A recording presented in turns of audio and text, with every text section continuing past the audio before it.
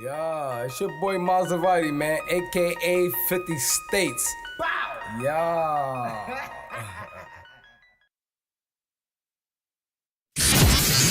FirstFamRadio.com. FirstFamRadio.com. What up, world? This is Grammy music producer Ryan Ghost Bowser rocking it out with First Fam West Radio and your man's Mr. Illustrator. And on the ones and twos, we got Crazy D. Spin that, man. Keep the tools in the box, the haters wanna stop it. Mom's on like cocaine. I'm a fly human being, money is the reason. No, it ain't about those games. Keep the tools in the box, the haters wanna stop it. Mom's on like cocaine. Long nights, but getting it in. Is this the life of a hooligan? Ninjas on the street, they trying to avoid the chalk. Talk it out, maybe after let the haters spark. Gunshots, bury victims in the dirt quick. Circle of death, calling it the worst shift. Mind blown, mind gone. Just took a life he don't care about his own. But this is what the youth talk. Turned up, mommy off of those pills. Plus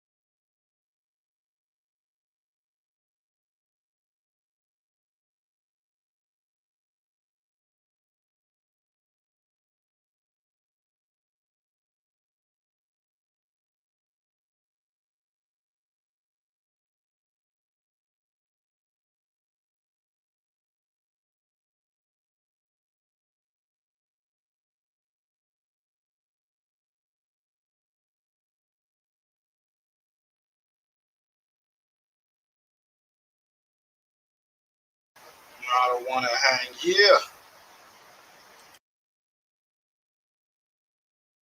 Distracted. If you brought it up, she know I was gangster. Or no ultimatums. What up, y'all?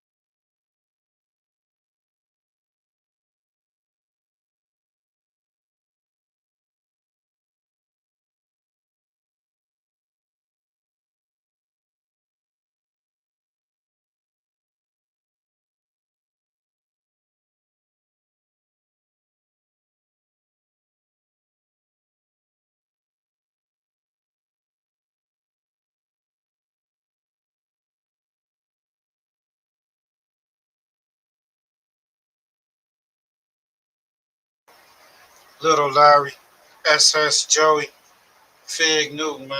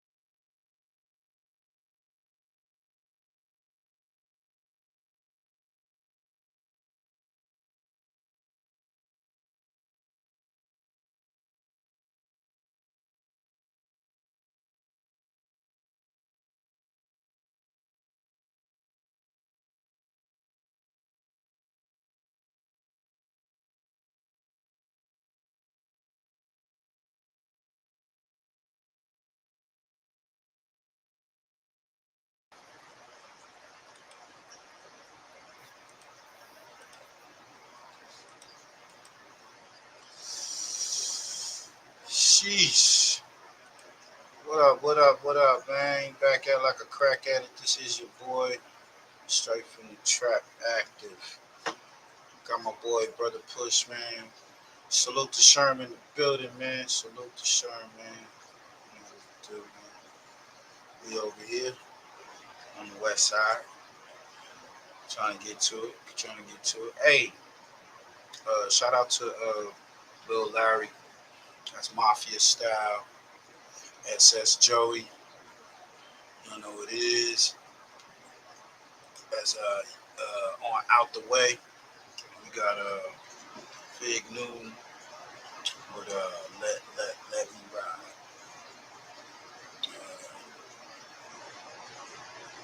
Appreciate everybody, man, for pulling up. Hope y'all had a good weekend, productive weekend. Got some paper out of it. You know what I'm saying? What's up, Push, man? What it do, man? Talk to me. He said I'm mute. You can't hear me? Can you hear me now? Now I can hear you. Okay. My bad. My bad. Yeah, I couldn't hear any sound up in there. You couldn't hear me? Can you hear me Well, now? I can hear you. It was the background. Okay, the music. Can you hear that? Yeah, no, I can't hear none of the music. Okay, so you don't hear that. No, I don't hear the music. Okay, we gotta fix that because we can't hear. Hold on 1 second. We're gonna check that. Hold on, y'all.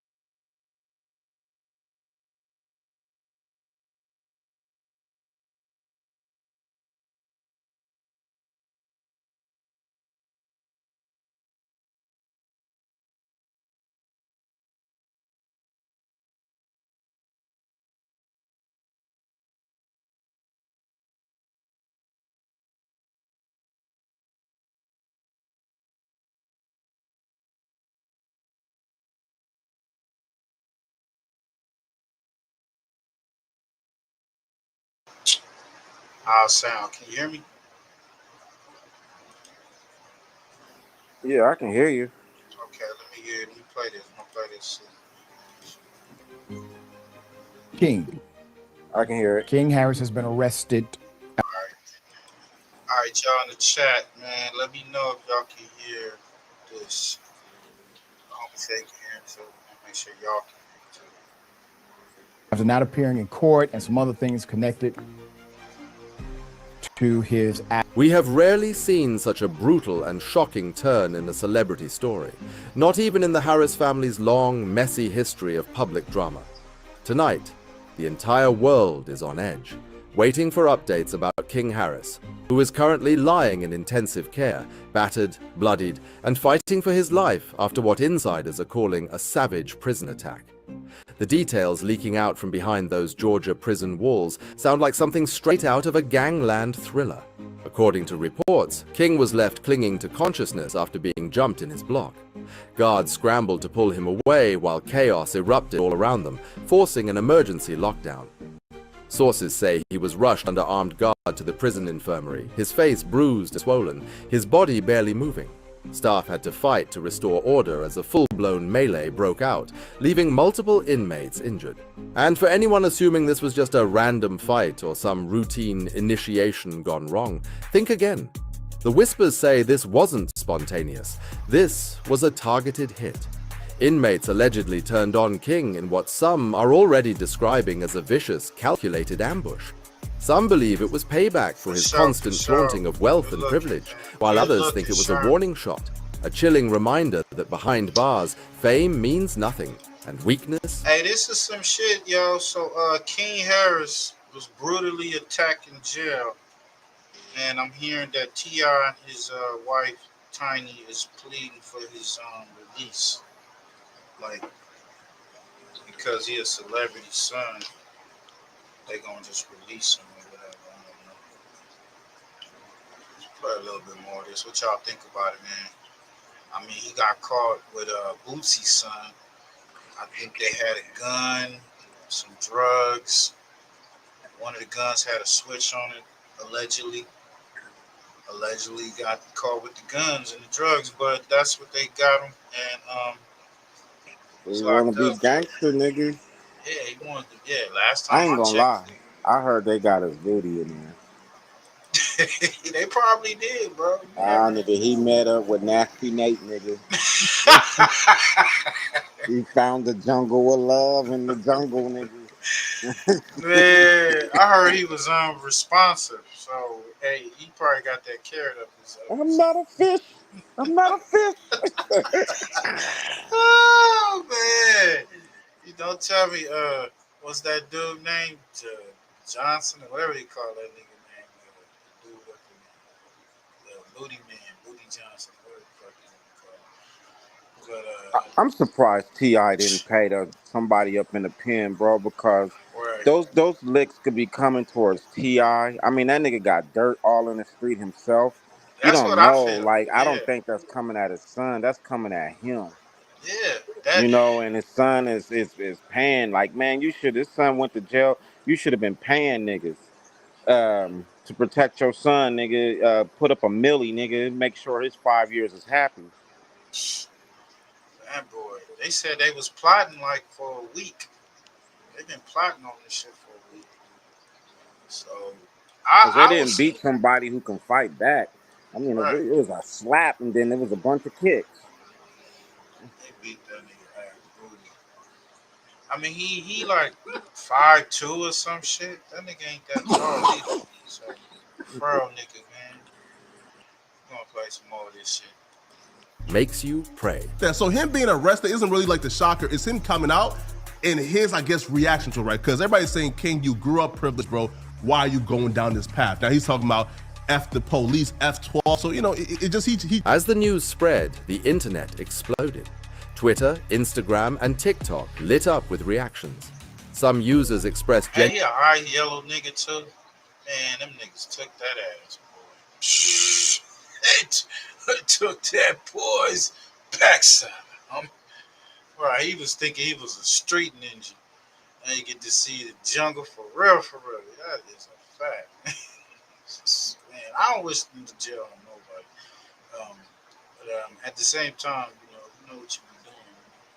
He knew he was rolling around with a dude with the blick on him, with the switch on him, and they had drugs on him. I mean, what Bro, the it fuck? was the gun part. Like, Yeah, it you was ain't definitely about a that good part. life.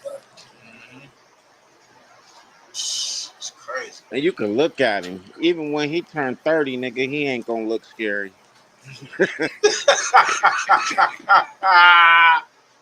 That's a fact. He look just like he look in the picture right now, up in there with some braids.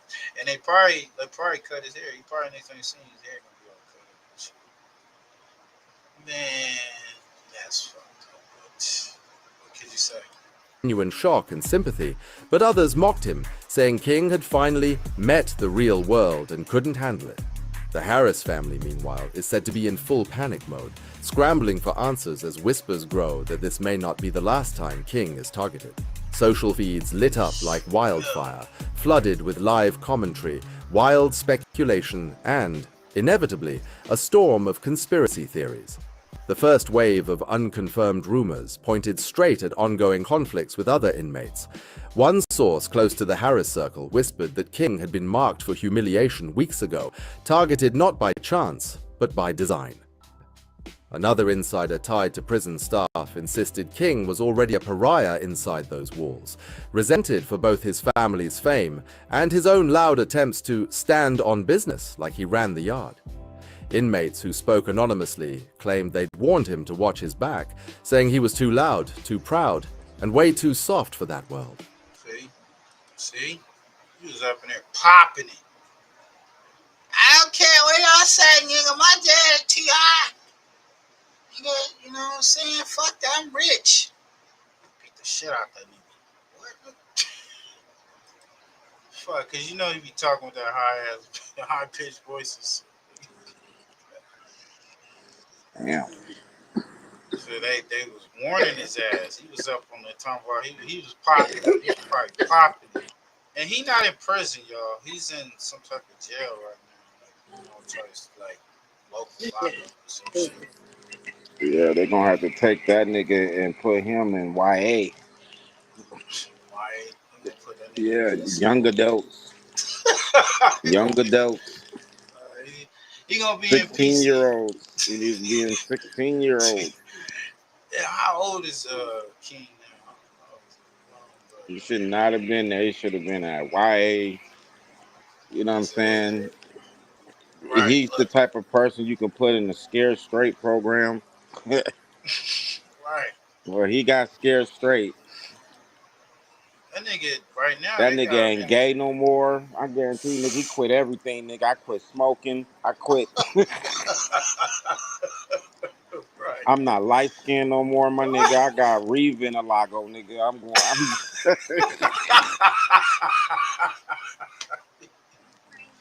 That nigga up in there trying to get that tan.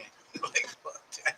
That nigga said I'm changing my identity, nigga. I'm wearing black hair instead of blonde. I'm changing, daddy. I told your ass, boy, you thought this shit was a joke. That's fucked up. Hey man, kids, man, stay out these streets, man. You had all the opportunities in the world, and your dumb ass want to be a tough thug guy. You know what I'm saying? Like, come on, man. Like, you ain't about that life. Never was about that life. We practically seen you grow up on TV, and you out here. That's why you insulting them niggas up in there talking that shit. That's why they whoop your ass. They're like, man, this nigga, what? And And like this he nigga said, got 5 years, bro. That's a yeah, long time. That yeah, nigga got 5 years. 2,540 days. She could have waited.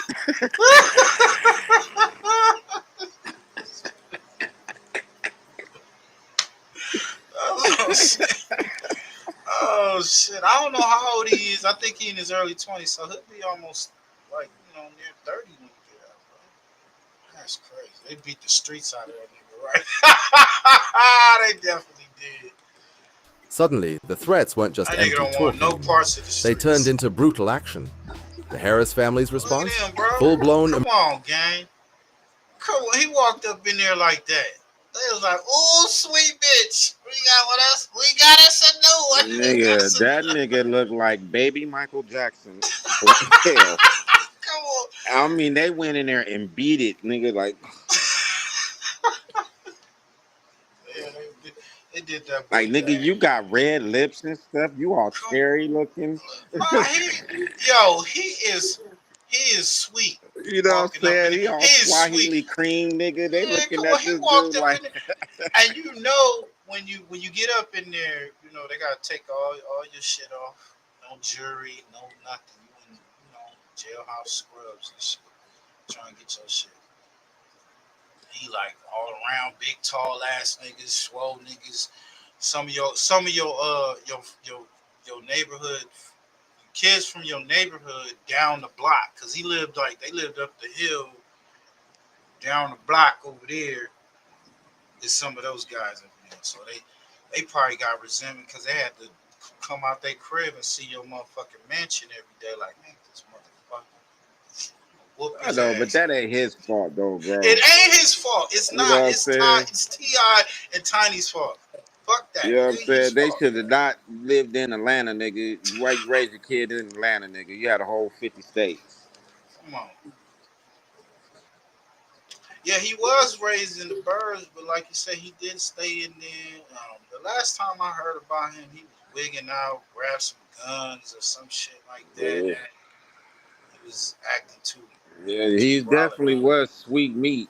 That nigga was a latte. What Yeah, do you say? Fresh suburban meat just came in. General Pop. that's real. We ain't add no salt to this. No salt, nigga. This is all raw, nigga. No Them salt, no niggas is butter. fighting over who's gonna We ain't swab on cooking that. it. God That damn. nigga, we want the fish squirming. New fish. We Fish ain't on the scaling him. line. We ain't nothing, nigga.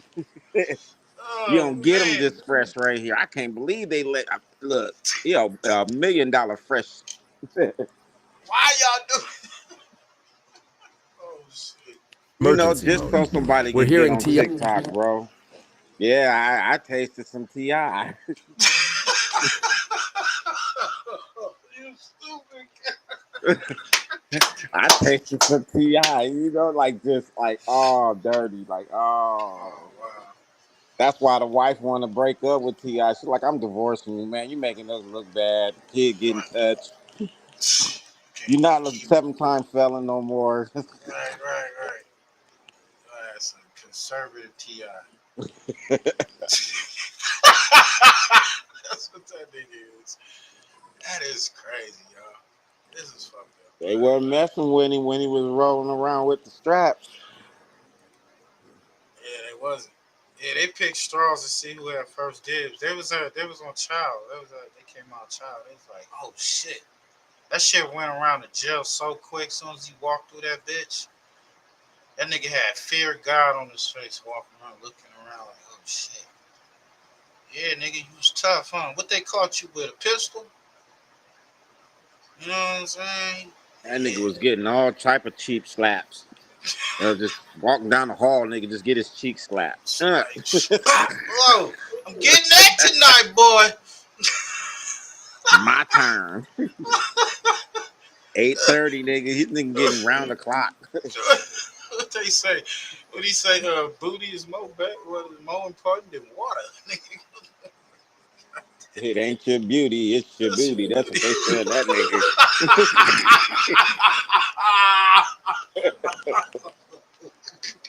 Hey, why did that song come on today, cuz? Slow down. Oh shit, damn. Hey, make sure you like, comment, subscribe to the channel. T.I. hasn't slept since the attack. He's been making desperate calls to attorneys, politicians, and anyone who might hold even the slightest influence over the Georgia Department of Corrections. One Atlanta source claims Tip has already offered to write any check, make any promise, even sign NDAs if it means getting King out alive before it's too late. It's almost surreal to imagine the self-anointed king of the South brought to his knees, but that's exactly what's happening behind the scenes. Then stop using toothpaste. Man, that nigga was in there. He was in that bunk. That bunk, he didn't even go to sleep. Because, he walked in there and he finally finished sleep. Got him all through the other process and shit. That nigga turned around like, that nigga was looking at him and shit. I ain't gonna lie, bro. If that happened to my son and I'm T.I., I be letting niggas know. Call your family and say your goodbyes. I'm like, nigga, I'm coming after your fam, bro. That's that stuff. See, niggas be like, well, you ain't supposed to snitch.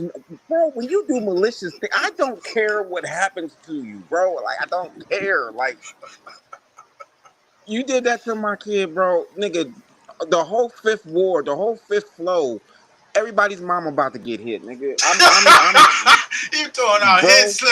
I'm doing our hits, bro. I'm like, yeah, I'm make everybody petrified to touch that damn board. Like, what? That's what I was thinking. You would think like that tell you nigga, I'm saying I'm gonna take a milli out. A milli can handle a whole bunch of shit. Niggas murking people for 5 G's, bro. 2,000. So I'm gonna take a milli out. Yeah. Nigga, I'm gonna punish the prison, nigga. I'm gonna pay the judge, not the judge, but the cops in there, the damn guards. Look, can we get a beating today for the ones who? Oh my goodness, bro. There's no way I'll be begging the internet and shit, my nigga. I put the bag down. That's real. I put the bag down. And that boy you would think T.I. would have did that already. He been in there for at least a few months or a month or so. He been in there for about a month or so. So, I mean, come on. That's real. I'd have those cats doggone petrified. I'd be like trying to find out who was the ones. Once I find out who was the ones, nigga, I'm going to your family. He know it. Trust me, T.I. know right now. You mess with my family, I'm going to your family. Somebody getting like doggone in too deep. That broom baby on the pool table. I gives a frick, bro. Right. You do He that to probably my watched kid, his ass. your family is on that pool table, bro. That's a fact. Jay Reed can't save you, is what I'm saying. No, we can't. You see this? Look, God at that moment, nigga, on you. Your hey, whole Sherm, fam. that's what I'm saying, Sherm. He walked up in there and he little. This nigga's soaking wet, light skinned. I'm sorry, bro. They was man. See, they ain't telling you everything about this assault. They not telling you everything about this assault. All I heard, he was brutally beaten, and he was left unconscious. They had the guards had to go in there and you know, rally up, kick up dust or whatnot to try to, you know, get them niggas. They was just constantly whooping his ass and shit. Other people, they said other folks was getting their ass kicked too, but he was left up in there. So ain't no telling, man. Somebody done took that ass on. That's Atlanta. Man, they probably took that ass. Bro, that's a millie. The whole That's a prison minute. scared, nigga. The Yeah. whole prison Right, scared. bro. My son. The whole prison scared, nigga. That's a millie. That's fucking trauma. And why would you put him in there? Well, I don't know how old he is, and you know the justice system don't give a fuck. You know, they put your ass wherever they gonna put you. Tiny has reportedly locked herself in a separate war room. Word. So allegedly, him and his wife is on the fritz with each other. She blaming him, T.I, for feeling. I guess he could have did more. Coordinating Man, that publicists, kid lawyers, was and media spoiled. allies. Hey, hella spoiled. And you know what the biggest problem is? See, that's not T.I.'s son. That's her son.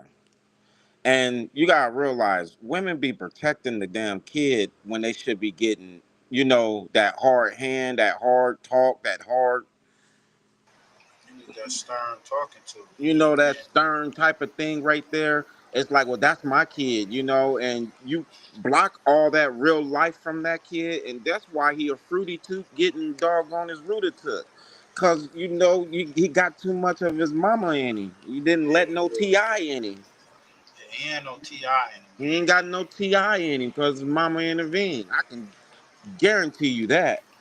I think his little brother is more gangster than him. The other one. Everybody here, everybody who's T.I. is gangster. The one that's not T.I., you could tell she guarded homeboy. That's why he's arrogant as what he is, and like almost feel like he can go beyond T.I. cause the mama. I think he was the one that was staying with the grandma too. The grandma white, you know what I'm saying? Shit, so you know, come on. They was definitely babying the fuck out of him. When I was I think watching he the was show, turned like super baby. yeah, they was hella baby, man. He was the last time I seen the show, which was years ago. He was cussing out the mama. He had a fit with the mom and the grandma was there, and they couldn't control him. He one of them kids, bro, that's jealous of all the other brothers, like cause he's a step. And in private, the couple's famous unity is starting to crack. Sources say the arguments between T.I. and Tiny have become explosive, with each blaming the other for how their son ended up in this nightmare. Friends close to the family aren't even sure anymore whether T.I. and Tiny are fighting to save King or just fighting each other, all while their son's life hangs in the balance. Hey, so y'all can go check out the rest of that, man. That's some crazy shit. That is some crazy shit, bro. Hey, so yeah, do we blame the parents, right? We gotta blame the parents. I blame the mama. Blame the mama.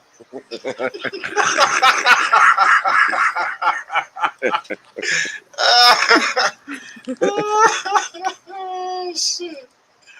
Man, he said they saw them birds and was like, that's my man footed. This nigga Sherm got no pause button. That's my nigga. Yeah, they was like, that's mine. Hey, that's mine. They was fighting over him. I believe they was fighting over that boy. There's no way he looking like that. He walked up in there and them dudes Yeah, they was fighting over that nigga. That's probably what was it about. They walked up in that damn cell. What's up, King? You okay, man? Want a honey bun? You know what I'm saying? Man. Hey, but hope you get a speedy recovery, man. We's all jokes and shit. But like I said, I don't condone nobody to go to prison or jail or whatever. Stay your ass in school, do what you need to do. If that ain't for you, it ain't the life. You see what's gonna happen. You see what's gonna happen. Hey, so this is singer David.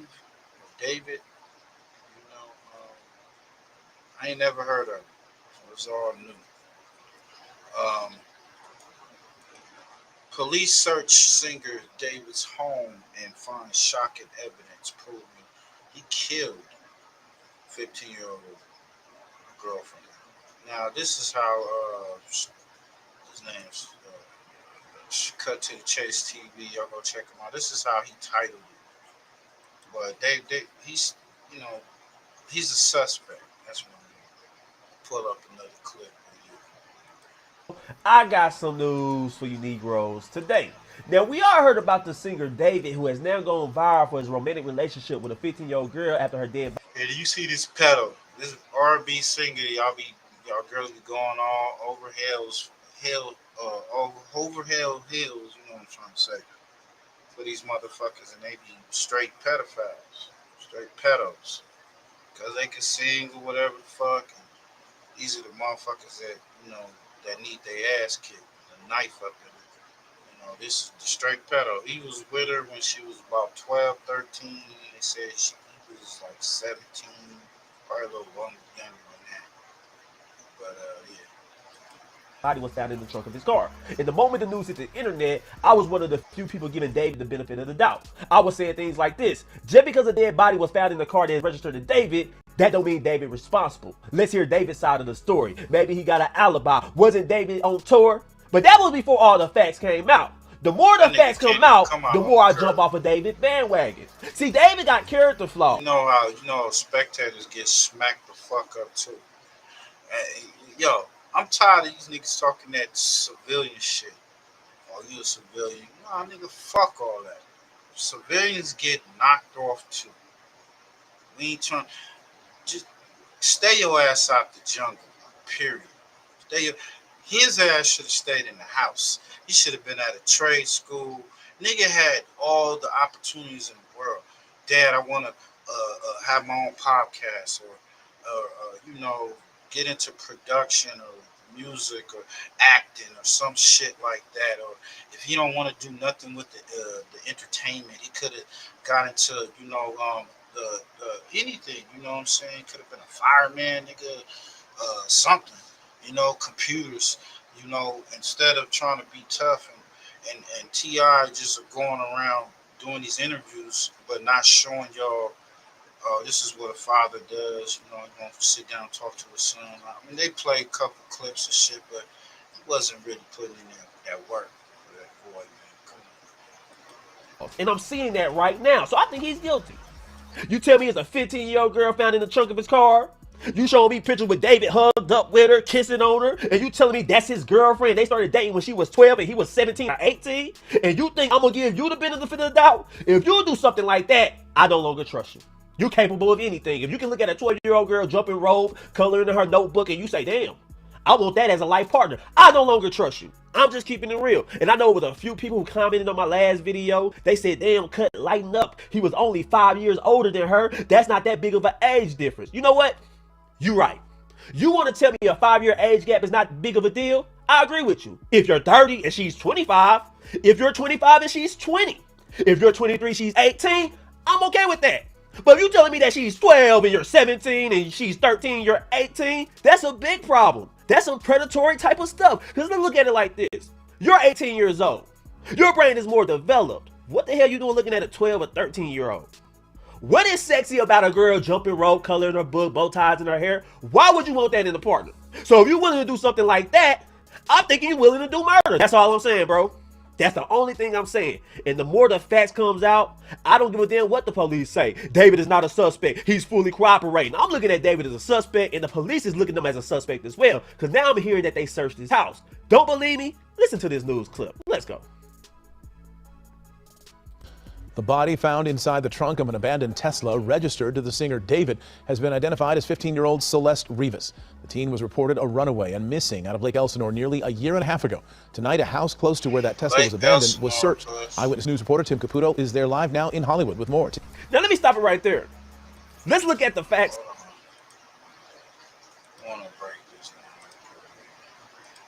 Coast. Authorities say they were called to an impound lot in Hollywood after someone noticed a foul odor coming from a car. Once inside, they discovered a wrapped in plastic.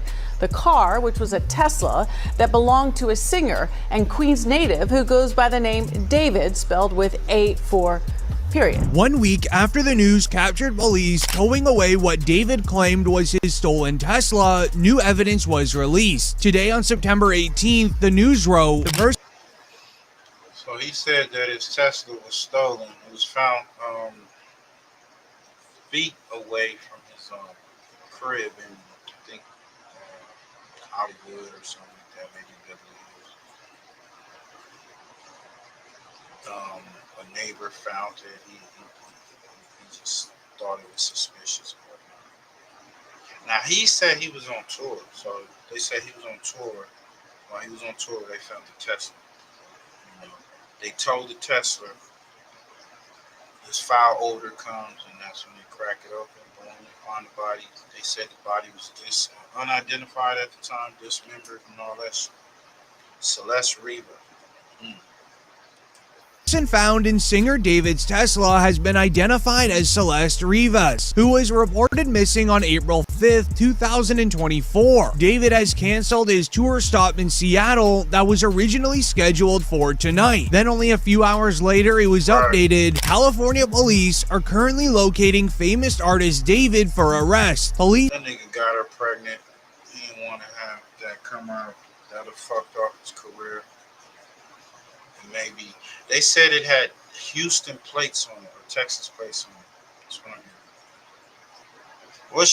What y'all think? You know, this dude. I thought about this case and I was like, so many conclusions come up.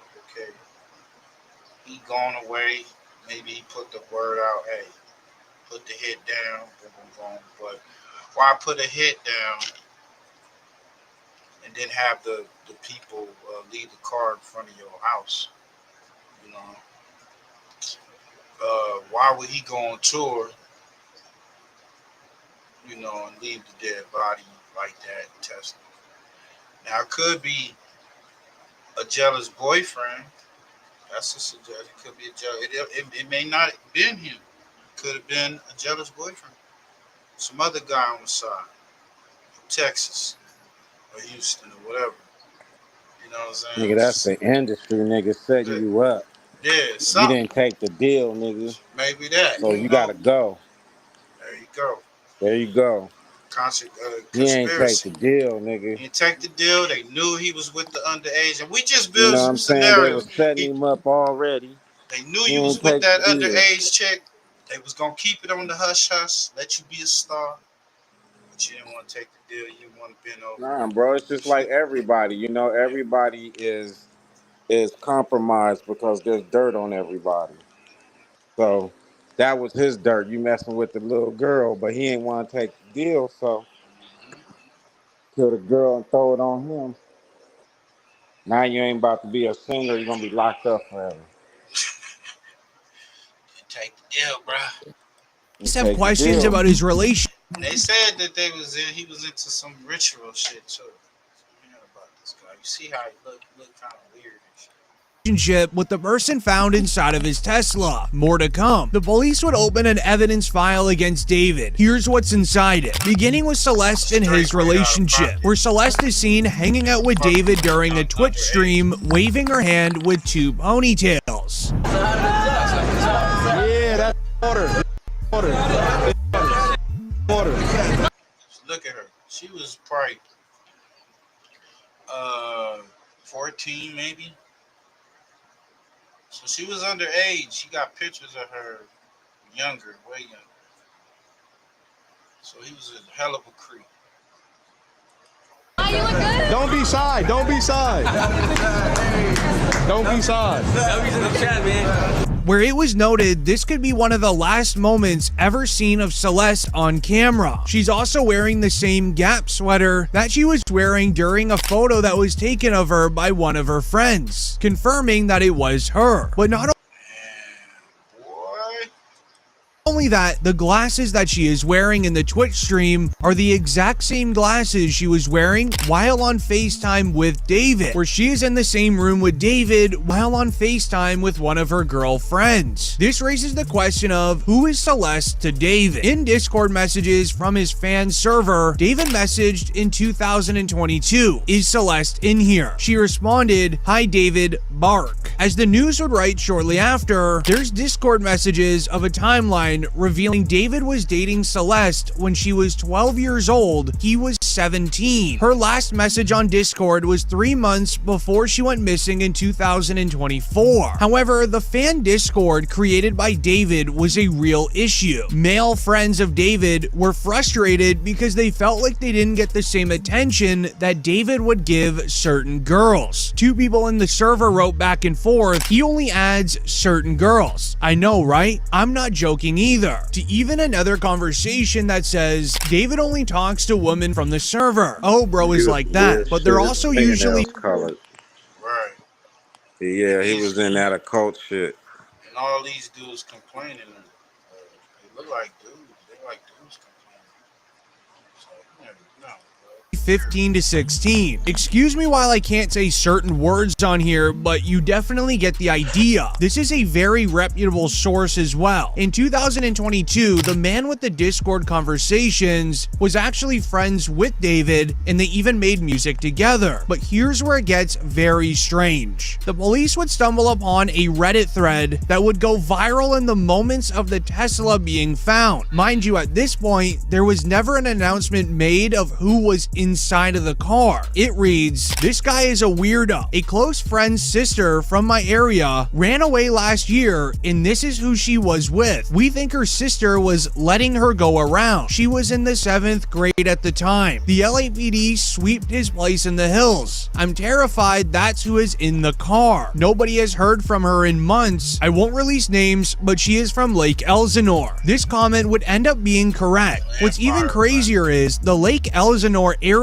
that was mentioned in the Reddit thread, police were able to connect it to a photo of David literally in a parking lot handing out money to people Celeste's age, where academics would even write, "TMZ has confirmed that this photo shows singer David near the area where Celeste lived before she disappeared and was later found in the back of David's Tesla." The user who posted the photos alleges that David was paying people to keep Celeste's age a secret. However, what was found next was even more unbelievable. David has a major hit song titled "Romantic H-Word." It famously has the lyrics and quote, "In the back of my mind, you passed," as well as "In the back of my mind, I got you. And I didn't even regret it. I can't believe I said it, but it's true." But it's then when everyone noticed Celeste's birthday, according to the missing persons, "The back of my mind, you passed," as well as "In the back of my mind, I got you." Next was even more unbelievable. David has a major hit song titled "Romantic H-Word." It famously has the lyrics and quote, "In the back of my mind, you passed," as well as "In the back of my mind, I got you. And I didn't even regret it. I can't believe I said it, but it's true." But it's then when everyone noticed Celeste's birthday, according to the missing persons poster, was September 7th. He released the music video for the song on September 7th. We're in the music.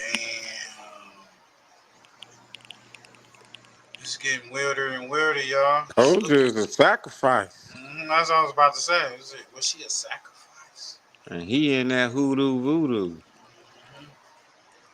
Music video, it has a woman actress in it who looks a lot like Celeste. But this Tell on yourself. This is the tell on yourself generation.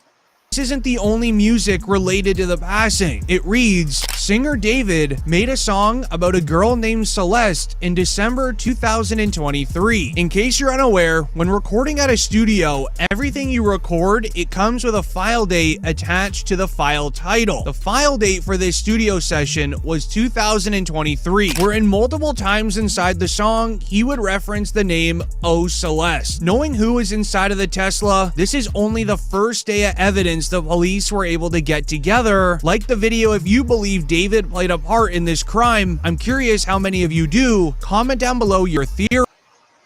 Sheesh. He did it. He got the evil tat on his forehead. Right. He got the witch fingernails on, nigga. He was doing a sacrifice. It's like he was there seance and all. That's what he did and all that.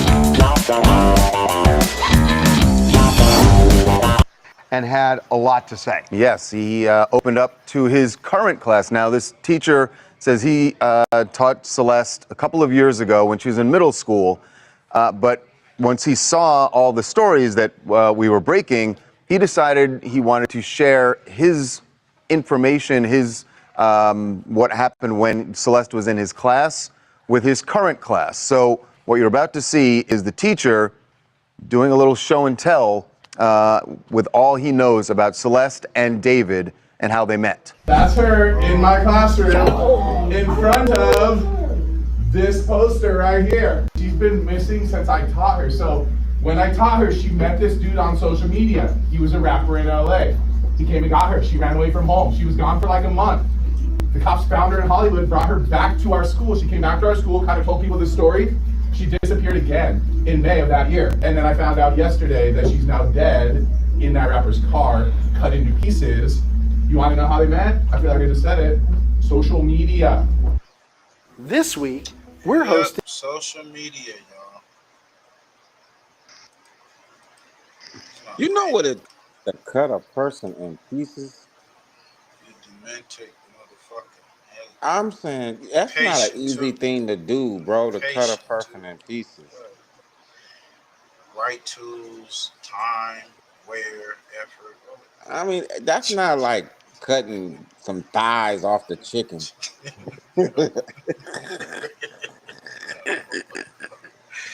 We talking blood splatter. Nigga talking blood splatter, nigga. Like, what the fuck? Oh shit. That tells me that they took her body, they kidnapped her, took her somewhere, did what they did, and then brought her and put her back in the trunk. Put her in the trunk. So yeah, that's some cold shit right there. That is some cold ass. Like, what the fuck? Yeah, he definitely dry snitched on himself. He snitched on himself, bro. They all snitched on themselves. They love jail. They love jail. Fuck. Look, and then go and sing about it and shit. I had you, I stole you, I couldn't believe I had you. Like, some twisted nature stuff, and then the girl is chopped up and in your ride, bro. Like, who else could it be? You hear about nobody else. But we'll see, man. I'm just trying to understand, how did it work when he separated the knee from the... Like, oh my gosh, bro. That's some sick, like... I don't think he did it, though. I think somebody else did it that he knew. I would hope somebody else did it, but whoever did it is sick, and that shit is meant to throw that dude underneath the bus so far. Hell yeah. That was a setup. They That's found a their car setup. right in front of his house. They said, what, a few feet away from his home. That's Now, some deep shit right there. you I gotta mean, and then to kill someone who's under, it's like a kid basically. Like, what mindset is that? Right. It's a young, underage child. She was in the 7th grade.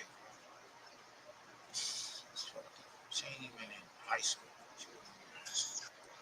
He said, you know, it sounds like he was saying this, and we spoke to him, and it sounds like he was telling the class this almost as a cautionary tale about social media and going to social media. But in the process, it's interesting, he said she ran away in January, came back And then ran away again, or at least disappeared again. And that tracks with what we had seen as far as missing a missing children's poster that we saw. There was one earlier in the year, and then there was the one in May of 2024. So. And we did confirm, too, that he was, in fact, a teacher at her school at that time when she used to go to school in Lake Elsinore. He is no longer a teacher there. So when he was referring to, oh, you see this photo of her with the poster, that's the poster here. So it's not his current school. He's now teaching in a different district. I think that's why the video went so viral, too, is it kind of came across like he was kind of like clout chasing, being like, oh, look, she was in my class, but he cleared the air with us. Well, honestly, we thought that when we saw the video, right? This was odd that this teacher was sort of bragging about his connection, I'm still not sure and then we talked to him to clear it up. I'm still not sure that that's like a good conversation to have with your science middle school class, and that's why this was originally posted online, was because the students started filming him secretly because they're like, why are we having this conversation? But he felt like he wanted to tell. Maybe because she was in his class. He said she was a student. And maybe he was just saying, look, you know, social media, because he put the emphasis on social media. So maybe he was making a point for the class. Bro, when I look at that dude's name, D4VD, for some odd reason, when I look at it, it looked like it says Dead David.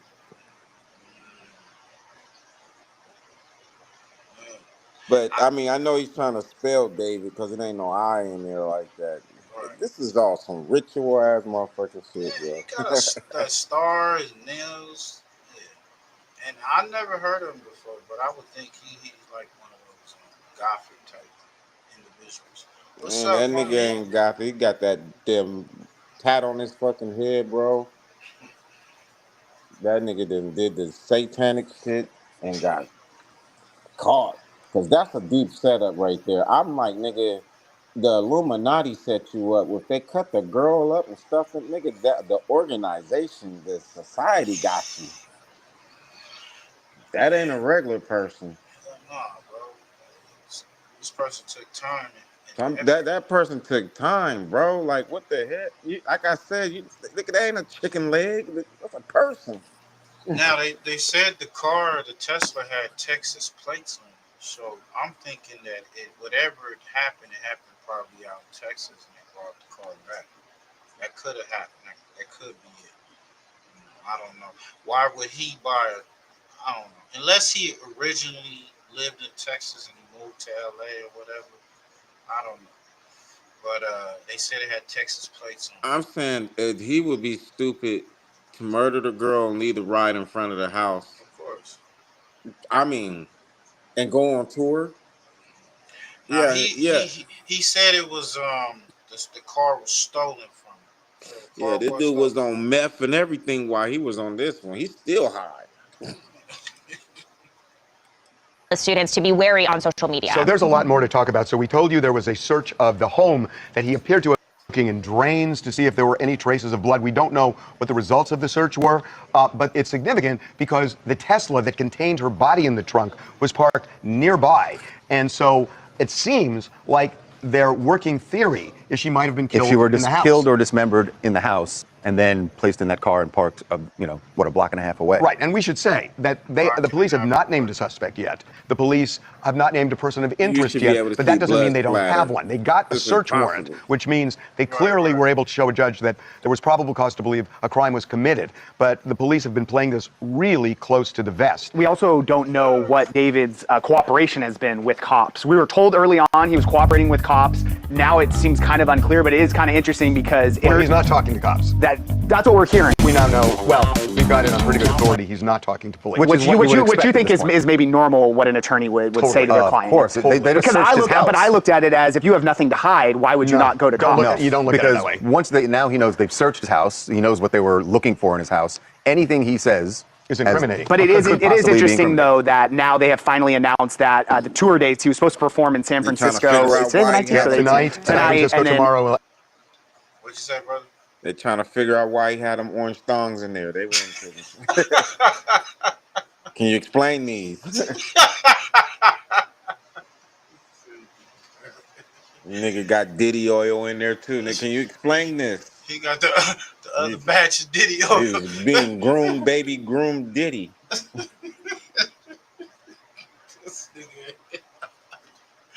Oh shit! Hey, this live brought to you by Bud Brothers, man. Shout out to my homegirl Gerald, man. Damn. And shout out to the Guap kids. You know what I'm saying? Y'all in the Empire area and y'all trying to get that good smoke, man. Go fuck with them. Go fuck with them, man. We got the hustle boys, man. Go fuck with the hustle boys, man. For real, for real. You catch them on IG. You know, follow him. Let him know your boy Ill sent you, and he gonna get you right. All three of those growers gonna get you right. If y'all into flowers, concentrates, you know, vapes and all that type of shit. No, it was yeah, tomorrow Tonight, San Fran. at the Greek in LA. Those have both been canceled. So he's not going to be performing. Scrubbed from the Grammys. Scrubbed from the Grammy Museum, which he was also supposed to have an appearance at And next his album, week. and his And album. he was supposed to be dropping a deluxe album with Interscope, who we now learned that they've pulled all that. So I mean, clearly he knows. Yo, this fucked his whole shit up, boy. They stepping back.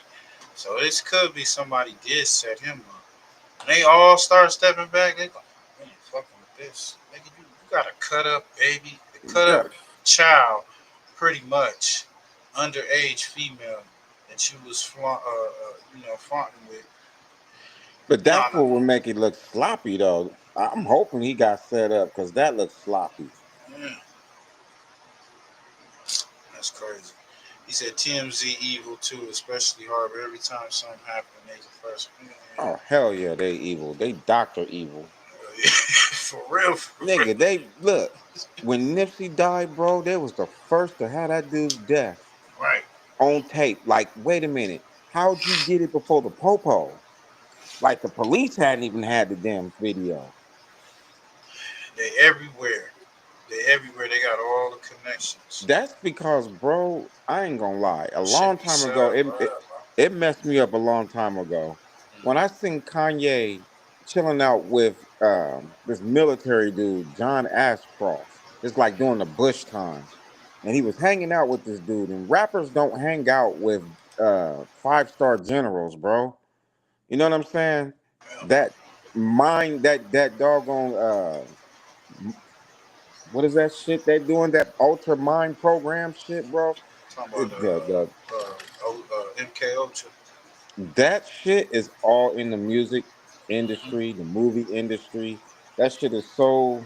It's like it's not just like, you know, some satanic shit. It's like niggas in your government on a military level being satanic with you. Right.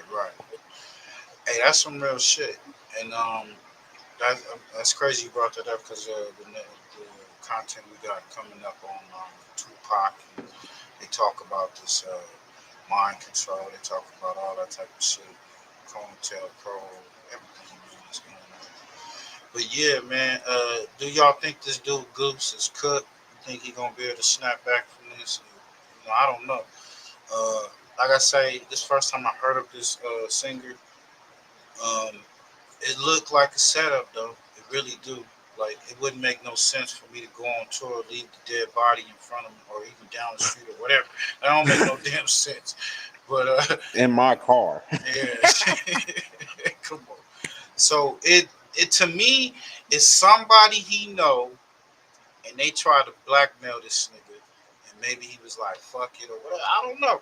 Or like the homie said, it could be the fact that he didn't wanna complete the ritual of giving up his soul totally.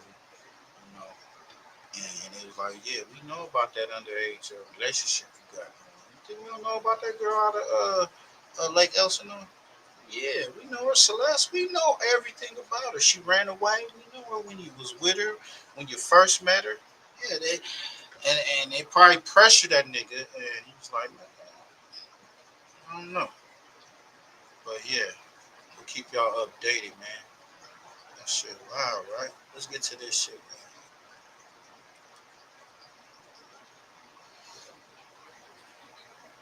Now, they just got rid of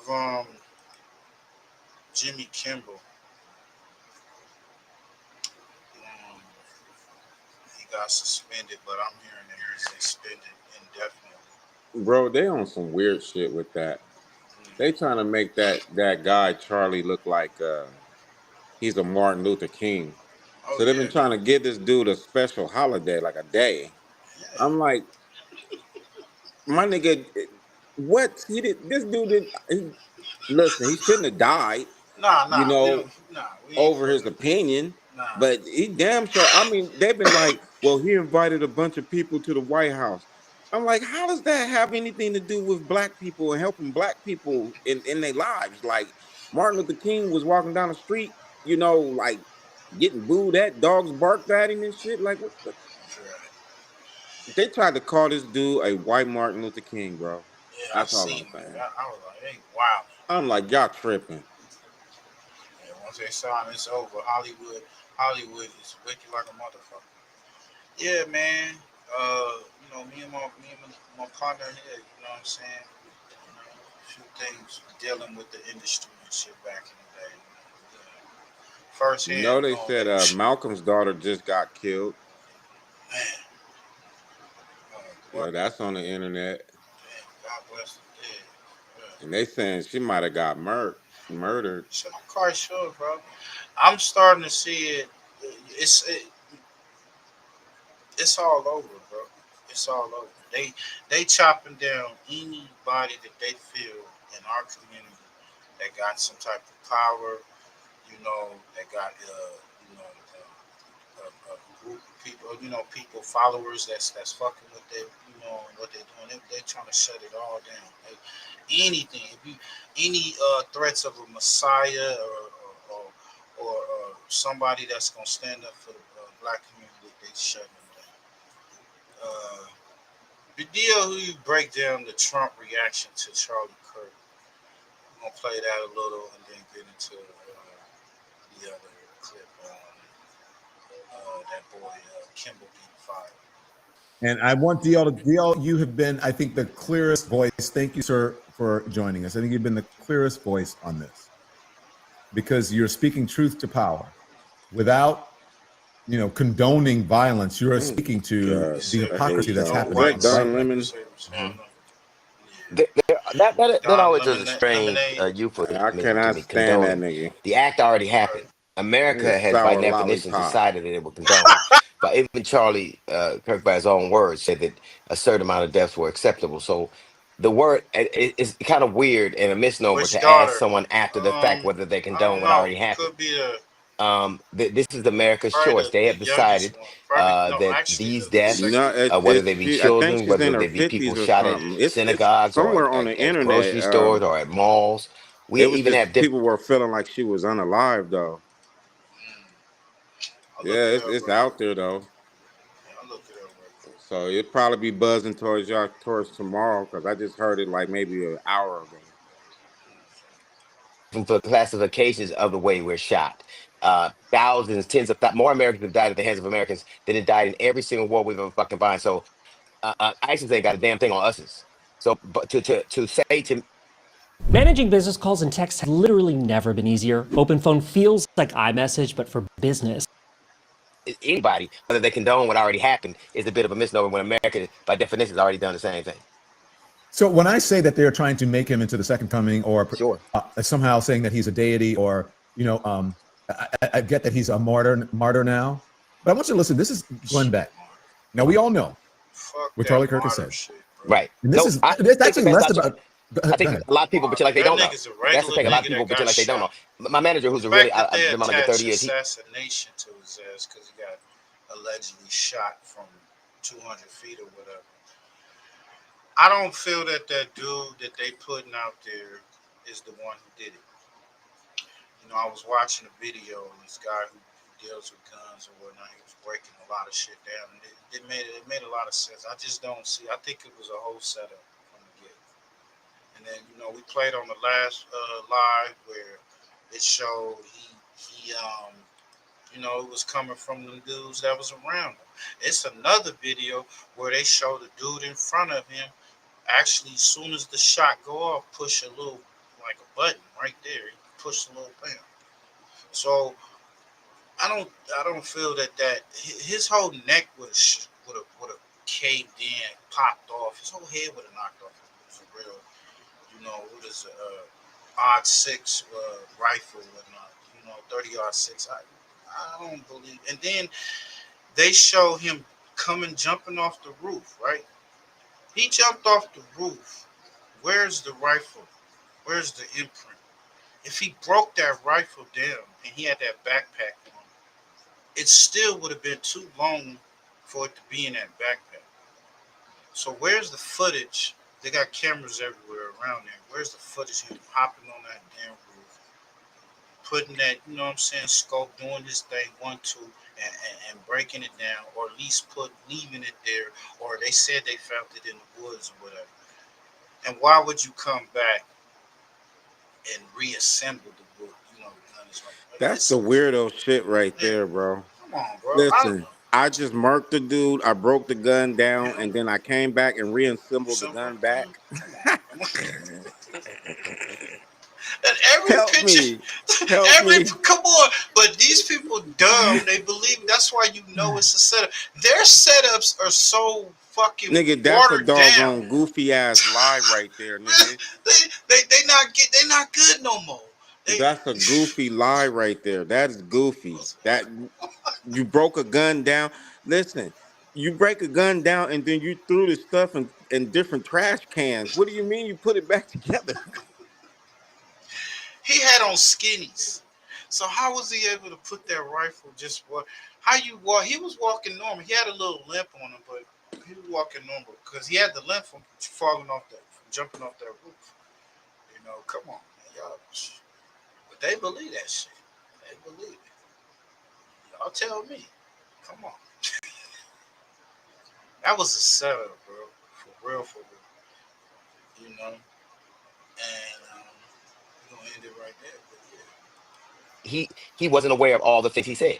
And I think there are a lot of people who just kind of are tuned into a certain frequency and can, you know, they get to cherry pick things. But if you're one of those groups that have been marginalized, one of those groups that he's spoken out against, I think you're keenly aware of what he said. But I think there's some people who get to not know.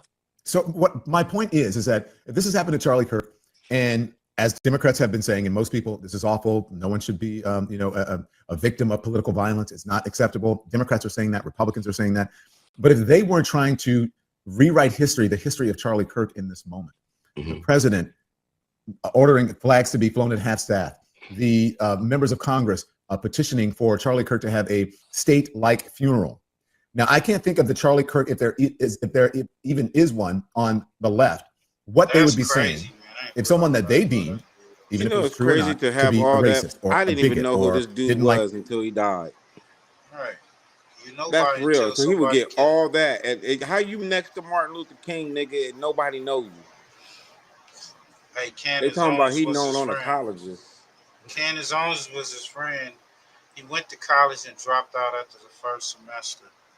He went back to go try to get in a trade school. He didn't even finish that one. And all he did is have a podcast, and he was just an outspoken white nationalist that was just talking shit about different race people. You know, he was talking about the minorities, blacks, transgenders, all that type of stuff. He was kind of like a mini. I can't even compare him to David, but he was just a racist. You know, to me, bona fide racist, white nationalist, part of some other group that he had came up with. And to me, like they started going in downtown LA and all that, and protests and talking about I'm Charlie Kirk, and now they're using this. If you say anything about him, they're gonna get you. We're gonna get fired. And dude got his channel. He got his show canceled. And the way they were saying is Trump was basically threatening the broadcasting network and telling them, hey, we'll cut the deal, but you got to get rid of these motherfuckers. Hey, dirty politicking. That's what it sounds like. Republicans or anti-right wing.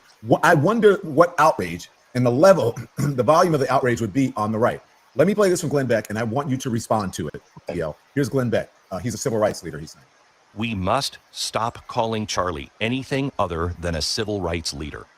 We need to plant that stake deep.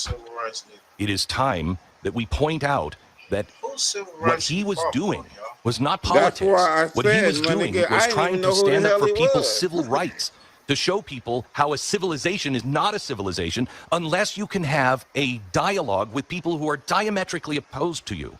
that don't believe anything that you believe in. And yet you can have a civil dialogue, and how important that is. That's our civil right, our right to free speech. The fact that he said free speech, but then they shut down the dude Jimmy Kimmel's show, which is free speech. He's a comedian, whatever, you know what I'm saying? And when I heard the clip, he did not say anything that was wrong, derogatory. I ain't gonna lie, bro. That move felt like that Israel thing. Like, you say anything about Israel, nigga, click.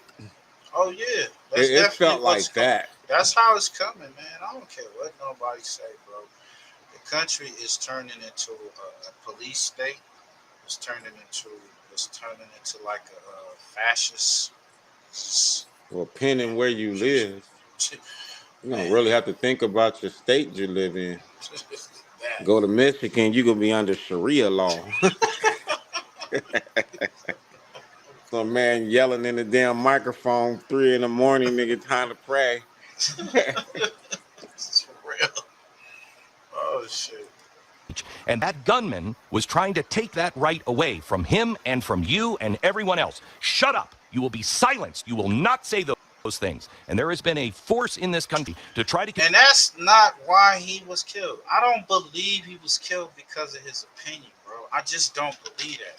You know how many people say worse or shit and got bigger all platforms? day long, bro. Come on, bro. And they just pick him out the blue. Yeah, we got it, man. He said, oh, I feel, I feel a little nervous. So I feel kind of like, what's up when I see a black pilot? All right, cool. Yeah, that's some racist shit. So what? We gonna go, us blacks gonna go kill this nigga because he said that. You know what I'm saying? Oh, man, we don't like transgenders, man. Woo. Like, nigga, I done heard worse shit come out of Charleston White, all kinds of other people that's worse than these niggas, and they ain't got pop. That shit was a play, homie. And that's what we've been playing for this whole live. It's been a lot of plays running all the way up to the highest, office. Fuck what y'all niggas talking. It's crazy. Convince people that you don't have a right, that you have a responsibility to silence others. You don't. In this country, one of our main civil rights is we can express ourselves the way we feel we need to express ourselves. And I'm sorry, if you don't like it, you have to just take it and then say, I'd like to have a discussion with you on that. I'd like to know how you got there. I'd like to have the opportunity to argue against that. And you have that right to argue against it. Okay, listen. Enough of Glenn Beck. Locked up at High Desert, Gilbert Street, or somewhere else in the San Bernardino system, a global settlement may be... He's not even getting... He's locked up in the San Bernardino system. I feel for you. Hey, man. You gotta laugh sometimes. Missing the point here. Because people, you can say whatever you want, but go on. It's deliberate. That's ironic and very rich right now. People are being fired from their jobs because they're saying what Charlie Kirk actually said. What he said. People right now are threatened to be pulled off planes because they've said something about the FBI director. People are being kicked out of the country because they said something about Trump. So let's stop with the whole free. There's a difference between free speech and hate speech. There's a difference between free speech and yelling fire in a crowded room. And they think that all of that is the same. I don't care about his ideological views. I care that his ideological views, he deliberately said that there are a certain amount of things that should happen that are bad. When your conversation stop with my humanity, then it's not a conversation at all. But I find it interesting that one of the ways to get deified on the right is to do horrible things to black people. Like Confederate generals, they're getting statues. Glenn Beck got an award. They're talking about Charlie Kirk lying in state, and he should lie in state because he lied in a bunch of states. Every time you see, generally, what is the allure with the people who have said the most racist, incendiary things on the right that they got to be deified? What's the purpose of deifying Confederate generals? Like whenever I see a white guy encased in bronze on a statue, whenever I see a white dude on a horse in the middle of a park in bronze, I know he hated black people. Like the last guy that got a bronze statue that didn't hate black people was Rocky, and even he beat the shit out of Apollo Creed. So there is decidedly a way that we see the world where name me a person that they deified that was about or that they lionized that didn't have a checkered, sordid, acrimonious past when it came to certain members of our society. Name me one. Just one. I don't care if you tell me the Confederate generals that they reinstated. I don't care if you tell me it was Rush Limbaugh. I don't care if put the things on under his monument that he actually said that you think illuminate.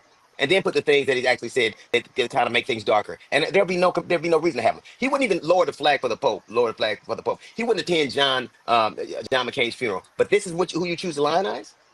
Yeah, I didn't understand that, man. John McCain, bro. What was he talking about? But yeah, man. Exactly at this tough time for these issues. Thanks for joining me tonight. My pleasure, man. My pleasure. Your reaction to ABC and Disney responding to the government pressure this way and pulling Jimmy Kimmel? Well, I think it's disingenuous to pretend like comedy hasn't. I remember when Saturday Night Live used to always lampoon Gerald Ford, or when they talked about George Bush's mispronunciation of words, or they talked about Bill Clinton's sexual scandal. But I've never seen a president use the power of the president, the levers of government. Like, say, for instance, somebody wanted a broadcast permit renewed, or somebody wanted a merger to go through, to then say, I don't like these people, and if you want that merger, or you want this license, or this could be a problem for you. There's a difference between an audience who culturally they could say, there could be a cultural kind of, indictment of you where people are calling your boss and trying to get you fired, which is a whole social thing. But the First Amendment doesn't protect you from that. It protects you from the government using the power and levers of power to leverage against you. So I think that people are conflating those two things. Like me getting mad at you saying I'm canceling you, and you are now canceled on the social media realm is a lot different than the man who's the most powerful man in the world using the levers of government to do the same thing. Right, and you've spoken out, and you are among a group of comics who have used your speech at times to also comment on society, on who's in charge or who should be in charge. There's different types of comedy. So I'm wondering what you think the role is of the artist or the dissident now, because fact check true what you said. The First Amendment is first because it comes before the other things. How do we have debates or justice or democracy if we can't speak freely? And it says the government shall not abridge the free exercise and the free speech of the people. So how do you approach this now as a comic in this environment? I think I did the same thing when I'd like to believe we do it the same way as we did when it was society doing the same thing, except this government. For the FCC chairman to talk about lies, the Trump cabinet is full of people who work for Fox, who had to pay almost $1 billion because they forwarded a lot. When they talk about you're maligning or joking about somebody, Laura Loomer, who serves at the pleasure of the president, made jokes not too long ago about George Floyd being sober for 5 years. Mike Lee made a joke about the congressmen that got shot in Minneapolis. Donald Trump himself. Yeah, Donald Trump himself made jokes about Nancy Pelosi's husband. And so it's just, I've never heard anybody get fired for telling a George Floyd joke. And he had kids. So it's just all of that. And I've defended everybody's right. When a comic at the RNC told a joke about Puerto Rico being a floating pile of garbage. Nobody, so we can't have these standards. Just this week, a man on a broadcast talked about killing the homeless. And then a week later, 3 or 4 days later, you have the FCC stepping in and saying that this is offensive. We are also hearing from other comics speaking out. DL, I want to play what David Letterman, himself a former late night host, said today. This is misery, and in the world of somebody who's an authoritarian, maybe a dictatorship, sooner or later everyone is going to be touched. They took care of Colbert. To be manipulated like that because the Ellison family didn't want to trouble Donald Trump with this move. My good friend Jimmy Kimmel, we all see where this is going, correct? It's managed media. It's ridiculous, and you can't go around firing somebody because you're fearful or trying to suck up to an authoritarian criminal administration in the Oval Office. That's just not how this works. Letterman, quite clear there. Hey, y'all can go check out the rest of that on MSNBC. I just wanted to hear DL Hughley's opinion on that and whatnot. Yeah, they are coming and attacking a lot of our liberal, rights that we have. It's just changing. I was in the smoke shop the other day, and this old lady came in. She wasn't like a hunch over lady. She was an older black woman. She came in with her cane, came in to buy some smokes and whatnot. And I was talking to the clerk there. And we was just talking about it was talking about the Israels and Pakistan, all that shit, conflict over there. And she was like, yeah, everything's changing. It's so much changing that since it was when she grew up. Like a lot of things in this world is changing. And she was just reflecting on that. I was just like, yeah, it's a lot of changes going on. And that got me. I was like, yeah, this ain't different. This is totally different than the 80s, the 90s, and even the early 2000s. Hey, we got your boy Hector Bravo on working on a 50-50 prison yard, and I was gonna do a live just totally on this guy right here. He is an ex-CO. He pretty much, I guess, speaking now, he's a whistleblower. He's knows what's going on behind those walls, and he's saying that our government, Gavin Newsom, is purposely putting our brothers and sisters that's in lockup in prison, putting them on these yards on purpose to kill each other. You know? So we're gonna get into this man's Camp Capone. Y'all go check it out. Good to meet you, man. Likewise, man. Thank you for having me. Yeah, for sure, man. I've been seeing you doing, crazy numbers out here. It's been going good for you. Good, tiring, grinding, man. Yeah. Yeah, that's what's up, man. Foot on the gas pedal. Well, can you kind of give them, a quick background on you and, where'd you grow up and how'd you get into being a correctional officer? So I was actually born in Hanford, California, which is Central California, but I grew up in Brawley, California, which borders Mexico, down south, dude, probably as down south as you can go. It borders Arizona and Mexico. My father was a correctional officer. He became a correctional officer in 1993. Before that, he was like a custodial janitor worker for a hospital. That's what kind of gave me the idea to want to become a CO as well. I saw all the COs in the Imperial Valley were making a lot of money, dude, because you had two prisons down there, Calipatria State Prison, Calipat, and Centinela State Prison. There are 3 kinds of methylene blue that you can take, and a lot of people are selling. The first one is Indian curry methylene blue. Okay. So it was for the money? The career. The money. And I'm not going to say benefits because as a young kid, I got the light bulb went off probably in junior year in high school with a career day. And how long were you a correctional officer? 16 years, dude. Whoa. 1-6. Yeah, I know. That shit seems, it's kind of a long time if you think about it. It went by fast, though. I worked with a guy who used to be a correctional officer, and he said he had to quit because he was bringing his work home. Facts. And it was extremely hard for him to turn it off. So I was never supposed to quit, man. That wasn't in my cards per se. I believe it was a part of a higher power, right? A higher plan, purpose. My goal was to do my full term, 28 years, and retire at the age of 50. However, I would eventually promote up the ranks from officer to sergeant and then sergeant to lieutenant. And then at that rank is when I saw a lot of corruption, dude. And it made me start reanalyzing and reconsidering my life choices and if I wanted to partake in the BS. Mm. Yeah. Okay. Yeah, dude. So like a lot of people always say, damn, Hector, it took you that long to see the corruption. In all reality, it did take me that long to see the corruption because I've always been the boots on the ground. You ain't lying, man. It's some next level shit in this world. Man, we're going to do a whole nother show and just bring open panel and bring y'all up. It's definitely some next level shit. And on this channel, we like to crack open conspiracies, things that other channels may not be fucking with. But a lot of this shit was like ordained long time ago. Homie be, take us back to when we was having those Bible studies or whatnot. Like it's a lot of shit out there, man. Blow your mind, and y'all go check out his web channel, pushypush.com, man. There's just so much shit that we as people can learn about if we choose to. Type of dude. I was in the army before I became a CO. I was a grunt. I was boots on the ground. Being in the trenches, all you can see is the trenches. You're not sitting behind the closed door meetings. You're not seeing what the bigwigs are, backdoor deals or shady shit that people are doing behind closed doors. Okay, damn. Yeah. All right, well, I'm going to just get into some questions. How long ago did you quit working? I resigned on December 1st, 2022. So approximately 2.5 years ago, coming up on 3 years. At the time, my daughter was 4 years old. She's now 7. And I had 12 years remaining until I can collect a pension at that time. Okay, I wanted to ask you, lately in prison, they've been trying to integrate general population and the SNY yards, the PC yards. They're calling it 50-50 yards. What's your thoughts on that? That's all bad, dude. That's all bad. That actually began in the year 2019-ish. That began like right before COVID. One thing I got to preach to the masses, to the audience, is that at the lower levels, they didn't give us a heads up what we were going to be doing.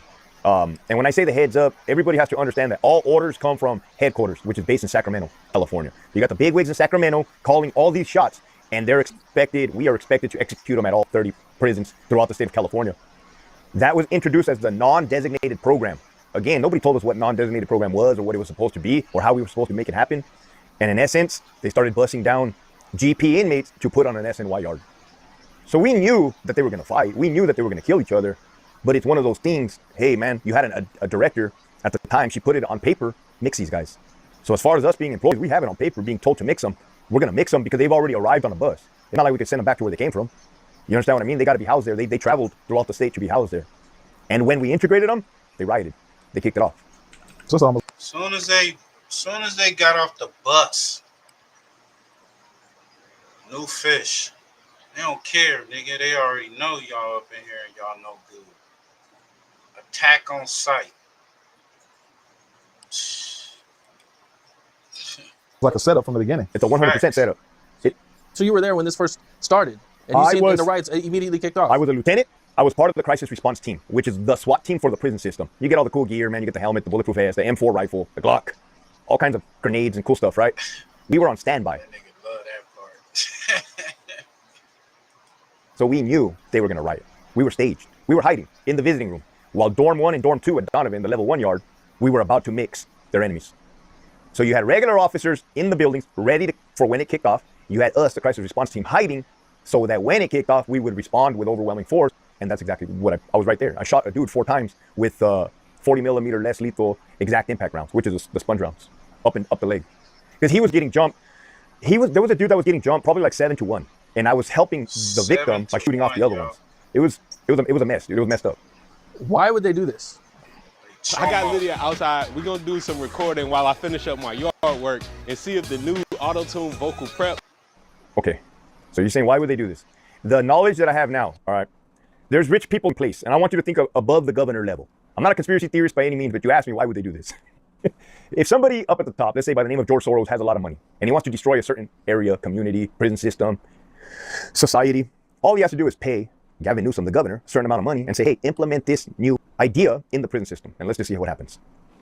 Governor Newsom, all he has to do is appoint a CDCR secretary of his choosing, which he did choose an individual who's been there since I resigned, December 2022.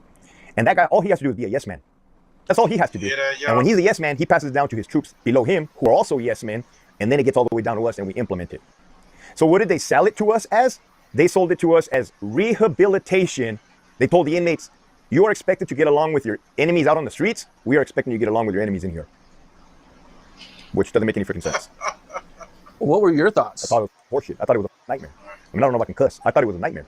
I thought it was asinine, bro. Like, I have common sense. I would like to think I'm street smart to a degree. I'm good at reading people. And I was very good at my job. You know, not to toot my own horn, I learned how to navigate the land. So I knew who was who, what was what. You can't mix 2 beta fish and expect you not to kill each other.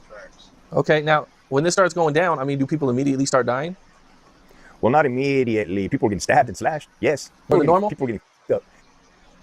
Okay, there's different levels to violence. Because I had somebody ask me earlier, Hector, is this the most violent that we've seen? 89 murders in 2 years. Is this the most violent that California CDCR has ever been? I said, I don't know. The 70s and the 80s and the 90s. 89 murders, yo. 2 years. It had to have been pretty violent, but that was regular gang stuff. Regular gang stuff. This type of violence could have and should have been prevented by officers. And when I say officers, I mean by custody staff, you know, management. You know what I mean? Like, dude, I don't know how else I can explain it without letting the public know that they are literally mixing people on purpose to kill each other and trying to sell it as rehabilitation. What are the faces of those people that they look like in California? Y'all hear that, people? And he about to shock you with this damn answer. The dude just answered a question. This is by design, homie. You know, niggas you go shoot, kill whoever your enemy go, whatever out on the streets. You go to jail. You do your squabbles. You bust your rank up or whatever. Now your ass shipped off to prison where y'all supposed to try to work it out because you gotta go against the other races. But the Hispanics they already straight off the rip in the county.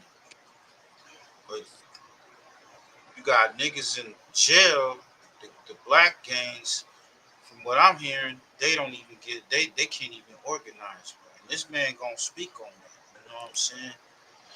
Just asinine. Cause you know you in there and you got an enemy off the top. Y'all niggas is nigga, I ain't fucking with the Damus or Damus ain't fucking with the Keyways, I ain't fucking with gangsters ain't. Nigga, it's survival of the fittest in that bitch. Niggas slashing you, stabbing you, whatever. They mixing y'all around, putting y'all where they want to put y'all. Yeah, we're going to put you on this yard. The thing is, if you're supposed to get off on the inmate or a guard as soon as you get over there. As soon as they put you in a bad yard or a bad dorm, you're supposed to get off so they can get you up out of there. If you're over there too long, you deem no good. Prison. If we have to put a face on, what do they look like? The inmates? It varies. Oh no, the people who are the people that are pulling these strings? What do they look like? Yeah. What do they look like? Or who are they?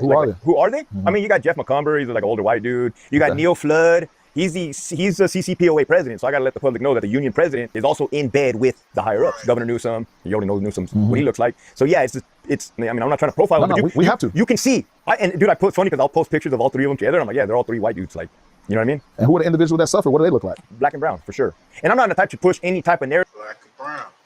He said it right there. Black and brown. You know what I'm saying? I got my share of essay homies and shit. I grew up around essays, you know what I'm saying? All love. You know, they like cousins and shit. But I mean, the indoctrination that happens when it comes to the prison and these groups, fuck their head up. They even fuck our head up. You know what I'm saying? We going against each other and shit. And they play puppet master with these niggas. He said as soon as they did it, they wrote it on black and white. Mix the guys, mix them up. What you mean mix them up? We can't mix him up. He's a fucking chomo. He's a pedophile. This boy done raped 10 kids and shit, and you want me to program with him? Oh, hell no. I'm not doing it. So they getting off on a nigga, and I'm going to use this new banger on his ass. Shit. Kids, stay the fuck out of jail. Stay your ass in school. Agenda, right? But I've always known that. I've always known that the maximum numbers on the yards were blacks and Mexicans. For sure. Down south, too. I mean, Sureños, Blood Crips. So they started with level 1, level 2, yes, right? And now, from what I understand, there is no more general population for level 2. That it's all 50-50. So you're either good on a level 3, or if you're on a level 2, it's all bad for you. So the term 50-50 always confused me because I never knew what a 50-50 yard was. But what I always understood is maybe you'll have a yard with 3 buildings or 5 buildings on the yard, and maybe 3 of the buildings were GP, 2 were SNY, but they were never to mix. What we are talking about, I do not believe is what you guys think is 50-50. This is mixing everybody. There is no 50-50. Well, it's mixed. Mixed. Right. I mean, and that's the truth. That means, see, at first I was thinking, oh yeah, them niggas, they over there, but we over here. You know what I'm saying? Hell no. You in a cell next to a goddamn chomo. You know what I'm saying? So as soon as you come out for yard or whatever they fucking come out, you may have to go whatever. You right next to this motherfucker. You may then got a call, whatever the case. You know, a lot of that shit happen. Nigga get that bad call on the phone. He come back and stab his damn roommate up. You know what I'm saying? Motherfucker get off like... And this is a setup from the government. The governor has put these orders out on these niggas. In a literal sense, you know what I'm saying? Like half the inmates on there are not pedophiles or rapists. Right. You know what I'm saying? So there might be gang members that, you know, didn't snitch, but, you know, yeah, they might have not ever even did anything that would have got them kicked off a general population yard. But when they remain there, they are now deemed no good. Right. So if they hang out without kicking it off, without causing violence, they're no good. And according to their gang. But to answer your question, yes, all level 1s are considered no good. Yes, all level 2s are considered no good. And as of last week, they have began integrating level 3 GPs into non-designated at Kern Valley State Prison. I forgot what yard, Charlie yard or something. Which is crazy. Because if it didn't work on level 1 or level 2, why the f would you ever implement it on a level 3? And if I know these stupid bastards like I know them, they're going to do it on level 4. And I don't even got to say what's going to happen on that level 4 yard when they start mixing. Well, level 3 is pretty bad too, right? Yeah. 100%. 100%. Level 3 is not nothing to mess around with. But once you get to that level 4, dude, but they're not just hitting each other. They're also hitting the cops, right? Because now it becomes survival. I'm not about to get murdered by 10 of my enemy, so I'm going to hit a cop and get out of here in handcuffs. You won't even get roughed up. Not in 2025 anymore. They don't really rough people up anymore in 2025. Not like they used to from what I've heard. Well, from what I heard, they're trying to use Governor Newsom's trying to have the Scandinavian model where you got to ask the prisoner, can you put the handcuffs on them and all of this stuff. Is that true? So I'll take you guys back to the year 2021. Right, I was a lieutenant, dude. At the time, I probably had 15 years in, so I wasn't brand spanking new. I knew my way around. I knew policy and procedure. I know the law.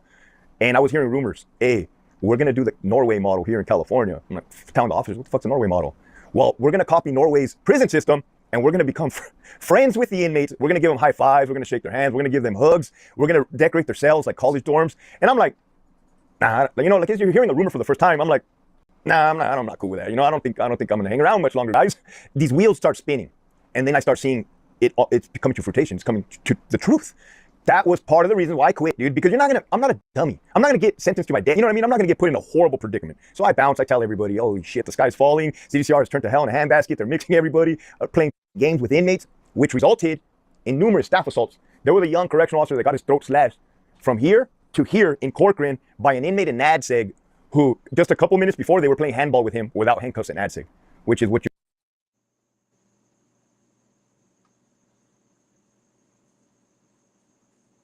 Y'all hear that? So that dude was he thought he was in cool with the inmates, play some little handball. I got next. They came over there and they slashed that nigga. They almost killed that nigga. Orders in Sacramento. So this is a real thing? And that is why I resigned. That is why I resigned. That not only is a real thing, I was ground zero. I was boots on the ground. We were mixing them.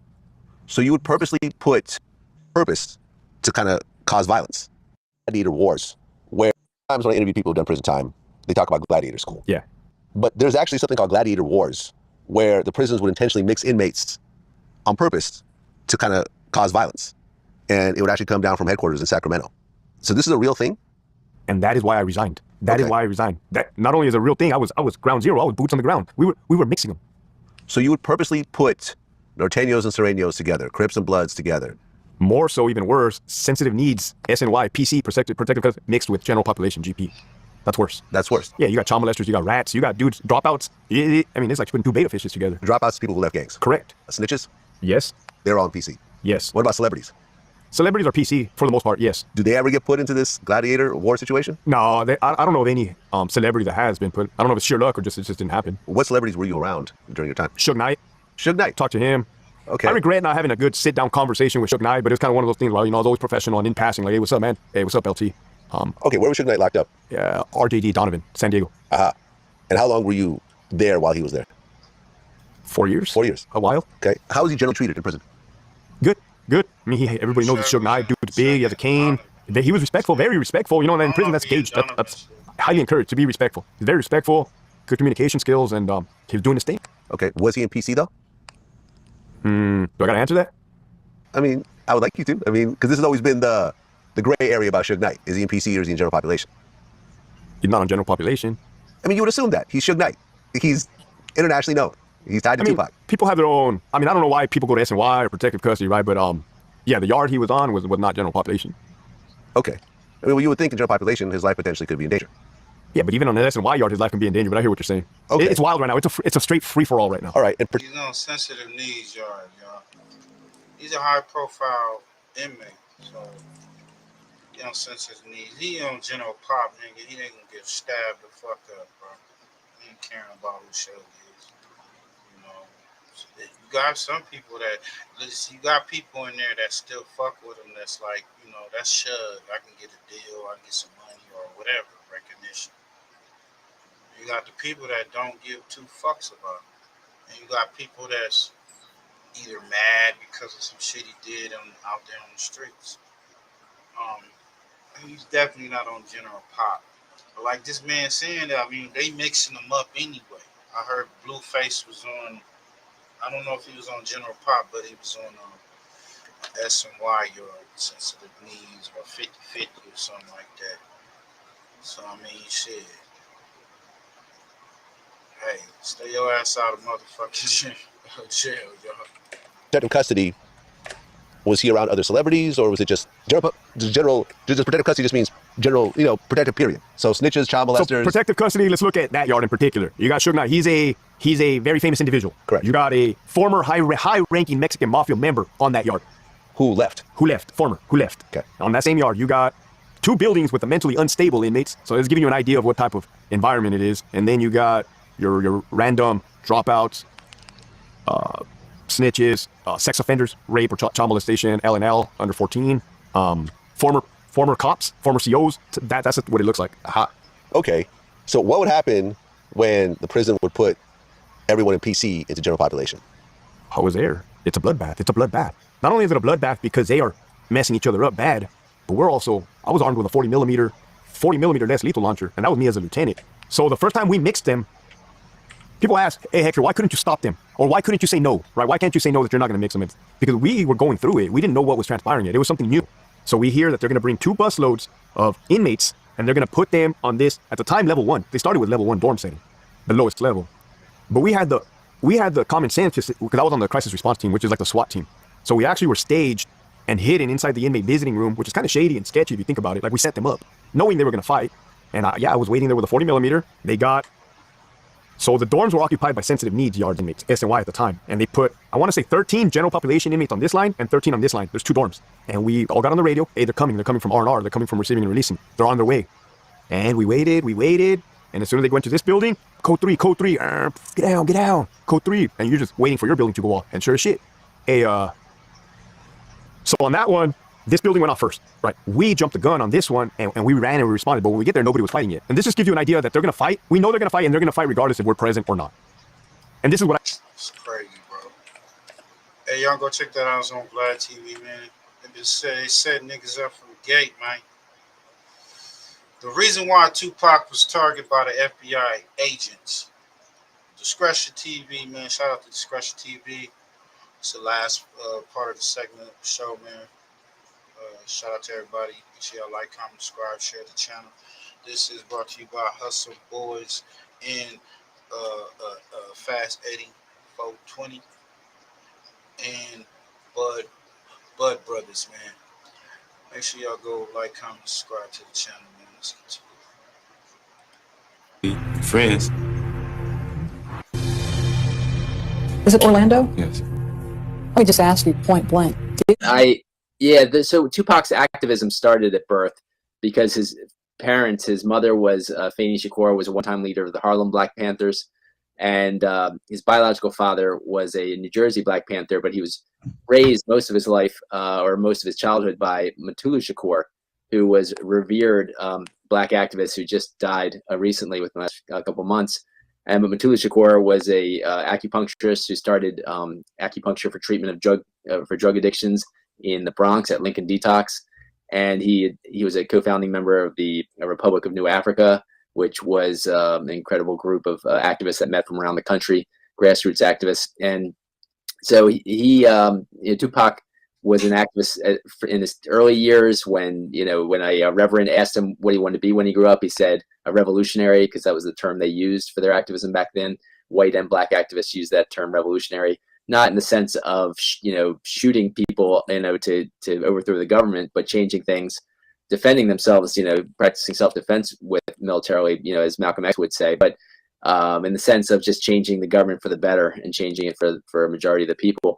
And so by the time he was 17 years old, he was elected the national chairman of the New African Panthers, which was a young adult group within the New African People's Organization, which was nationwide, and the New African Panthers were trying to duplicate the Black Panthers. And so Tupac was already a national Black activist leader before he became a well-known rapper. And so he, at this point in time, he's working with his father in prison, coming up with the Code of Thug Life, and really ultimately what their objective is to bring peace among these largest warring gangs, the Bloods and Crips, and to actually turn to activism, right? Yeah, and so that Thug Life movement probably got him misunderstood, but he was basically, the plan was, according to his longtime mentor, former Black Panther Watani Tayahimba, who was also his first business manager, he conveyed to me that him and Mutulu had developed this plan for him to pretend to be a gangster, a thug, in order to appeal to gangs and politicize them, because Tupac was really just an intellectual prodigy. He had rewritten Shakespeare in high school. and produced it, directed, and acted in the Shakespeare play that he rewrote. And so he was never really a member of a gang, but he was trying to appeal to these gang leaders, to politicize them, to get them to call peace truces between each other and turn on to activism. And he was very successful at that, at spreading that gang peace truce movement, first throughout Los Angeles, then throughout California, and then throughout the country, even to New York City. And so, and other gangs got involved in turning on to activism and stopping the drug dealing. And so the code of thug life was to decrease the amount of damage that gangs that remained drug dealing would do to their communities. And so, it's too bad he was misunderstood that way, but nonetheless, he had a lot of success with that movement. And for that, Mutulu was sent to the highest security prison in the country because of what a memo said from prisons, that he had undue influence over young black males throughout the country. And so, and so they sent him to this underground prison in Colorado for that work. And so Tupac was doing incredible activism, and he was first targeted by the FBI, but then because of that activism that stopped the drug dealing in large parts of the country, it really decreased it in a major way. He was targeted by the CIA because the CIA were the top drug traffickers in the country. So according to this guy, he's saying Tupac's early movement of, revolution, remember Pac back in the day when he playing around with the underground and whatnot, was showing an impact on the country, getting people to stop, I guess, slowing down the sales of drugs. According to what he was saying, I don't believe that. Just keep let this nigga say what he said. Yeah, there's even audio of him speaking with the Latin Kings, right, where he's getting these all these drug dealers off the streets and turning them into activism. Yeah, he was because you got to think, where's these activists that Pac turned into, these ex-gang members that he turned into activists? I mean, where they go? I haven't heard him speaking to Latin Kings in that tape recording, but I heard him speak to Sonika Shakur, who was a former head of the Crips in Los Angeles. Oh, yeah. Yeah, so you might be thinking of that one, right? And so, he was talking to the former head of the Crips, one of the top Crips groups in Los Angeles, and they were working on figuring out how they were going to get more community centers up, sports leagues going, and different things like that. And so, he was definitely doing great work like that. And Sonika Shakur had majorly converted into activism in prison and wrote a book called Monster, because his original name was Monster Cody Scott. And so he had written a really highly praised book from prison, Sonika Shakur, and then changed his name in deference to Tupac and Mutulu Shakur when he was in prison. Wow. Yeah. And so another thing that's really interesting that you point out is that you can see a lot of the same COINTELPRO tactics between the Black Panthers and the East Coast, the West Coast rap war, right? Yeah, definitely. Some of the same tactics were used with undercover agents to mess their heads up and turn them against each other. And excuse my scars on my face. I went to the dermatologist Friday, and she took off some, warts and stuff on my face. Yeah. So, so the FBI and likely, as I said, the CIA were using undercover agents inside both Tupac's life and and getting him against it was back then. Kathleen Cleaver, the national spokesperson for the Black Panther Party, told me that they were doing similar things to them. They're in turning the Tupac's mother's Black Panthers that were in prison against Huey Newton on the West Coast. Fannie Shakur and her Black Panther 21 were in prison in New York, and on the West Coast was Huey Newton, who had been in prison for a while and then was out, but was being manipulated by a likely undercover agent. And so Elaine Brown was highly considered to be undercover agent. Other undercover agents around her. That's crazy how all these people were planted around these Tupac and his moms and stuff. And he said that Huey P. Newton had an undercover agent around him and influencing him. I saw this documentary that's talking about Malcolm X's assassination, and they were saying that at least 80% of the people that was in that ballroom were agents. It's crazy, yo. Had even come out with books admitting their undercover agent status, and so they were manipulating Huey Newton, and they were sending false letters back and forth between the New York Panthers and Huey Newton on the West Coast.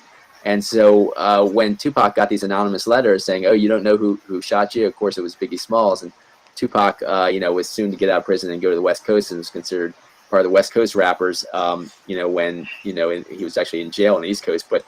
So he's saying Tupac was getting letters from people, or I guess folks that were really plants, saying that, yeah, Biggie's the one that shot you. Shit, with that brother. That seemed to became the East Coast versus West Coast rap war that they called it, and it was manufactured just like the Panther War was manufactured by the FBI. Now the Panther War was found out about when activists broke into an FBI office in 1971 and stole all the documents and found all their tactics. Books were published showing the documents, and so we know about how that war was manufactured.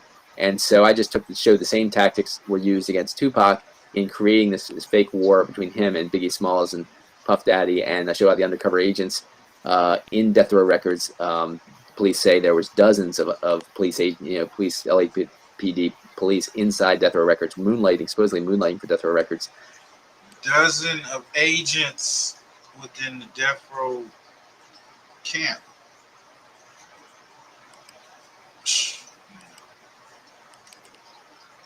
That's some wild shit to think about too. Man, we know this. Y'all been, y'all always been on this case for over decades and shit. Y'all know that Death Row had a lot of off-duty cops, but they had agents, undercovers, people that was pretty much seeing how things was going to monitor, to plant seeds. And they said Reggie White was one of them.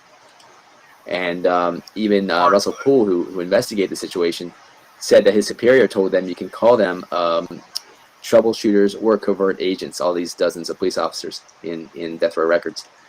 So obviously, there's a famous napkin signing with Suge Knight.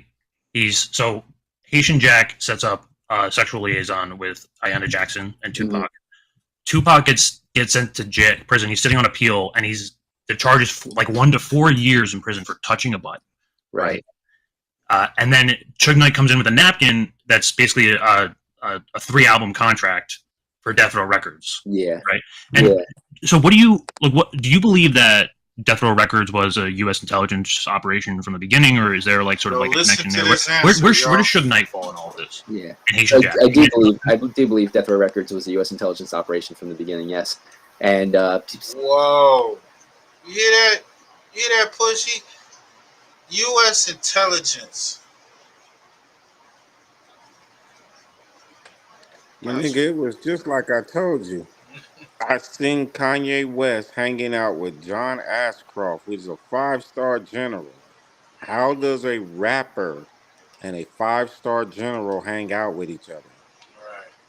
Well, that's letting you know that the government is involved with the music, is involved with the movies, is involved in shit that you don't even think they're involved in. They do not just do military ops on other countries. That's a fact. Napkin that's basically a 3-album contract for Death Row Records. Yeah. Right. And so what do you believe that Death Row Records was a U.S. intelligence operation from the beginning, or is there like sort of like a connection there? Where does Suge Knight fall in all this? Yeah. And Haitian Jack. I do believe Death Row Records was a U.S. intelligence operation from the beginning. Yes. And some people were just fooled into believing it was something legitimate. Obviously, Dr. Dre was fooled into thinking it was more legitimate, as was Snoop Dogg and others who have serious talent. And so, with that situation with Jacques Agnant, he was found to have a rap sheet, mile-long rap sheet of major charges up and down the East Coast, all dismissed, according to Tupac's New York trial lawyer, Michael Tui Warren, who I interviewed many times throughout my writing from spring of 1995 until until 2000, at least 10 or so. I mean, my book came out in 2007, but I kept talking to Michael Warren, getting his consultation on, what should I do with the film, which I do with the, should I try to get a new publisher for my book, et cetera, et cetera. But he's been a great source of information, and he got I think it was a probation agent to get the Jacques Aignan's rap sheet, which he gave to him, to Michael Warren, and found that Jacques Aignan was, what he said was surely an undercover agent. And so he all his cases, all these major charges up and down the East Coast were dismissed for Jacques Aignan. And so he set up TUPAC for that liaison with Ayanna Jackson, where he ends up getting 1.5 to 4.5 years for touching this woman's butt, who admitted she kissed his penis on a public, on a dance floor in public. Setup. That's where the setup start, man. He gonna get into the other times that they tried to set up Pac in, tried to assassinate him. And they had consensual sex that night. And then a few nights later, she says that he was found guilty of touching her butt against her will after what was considered consensual sex. The jury said they had consensual sex again. And so it's just a ridiculous charge, and ridiculous amount of prison time for something so absurd. And so it's something similar to some things you see today, actually. But I'm going to give you this designer bag if you can prove to me that you know your finances. Well, let's do it. How many subscriptions do you have? Yeah, maybe. But so with TUPAC, it was just absurd and just horrible what they were doing to him. And they tortured him in prison. And so, to get out of prison, he signed this, I guess, napkin written contract written by Dave Kenner, the mafia connected lawyer for Death Row Records. And Death Row Records was basically, they put $10 million in front money, Time Warner did, to Death Row Records to give it its start. It was filled with dozens of police officers, as I said, from pretty early on. Suge Knight's situation was he was a former college football player who couldn't get to the point of he got into the NFL very briefly when there was an NFL player strike, but he couldn't really make a career of football. So then he's very violent. He's associated with a lot of Bloods gang members, and he's doing more and more violent crime. He's convicted for more and more violent crime and getting more and bigger sentences. When suddenly, all of a sudden, he commits his most violent crime, but he's let off completely. He doesn't, gets nothing for it. And then from then on, he keeps terrorizing different communities and gets nothing for it, beating people up, shooting at people, likely even killing people, but involved at least in assisted, murder. And he's getting nothing for it. He's getting let off of everything. And I show that parallels what happened with the undercover agent who was. So he's accusing Suge for doing multiple crimes and getting off with no jail time, no serious jail time. Arrested and said, "Well, we'll let you off if you become an undercover agent to set up Fred Hampton, the leader of the Chicago Black Panthers." Well, this was he talks about Suge, but he was talking about the other agent. The agent that set up Fred Hampton and shit. To set up his murder. Okay, so with Suge Knight, it just shows he was basically a low-level undercover agent, low man on the totem pole. Dave Kenner was obviously somewhat higher on the totem pole. Yo, he's accusing Suge Knight of being an undercover low-level agent. This just came out. Shout out to Discretion TV.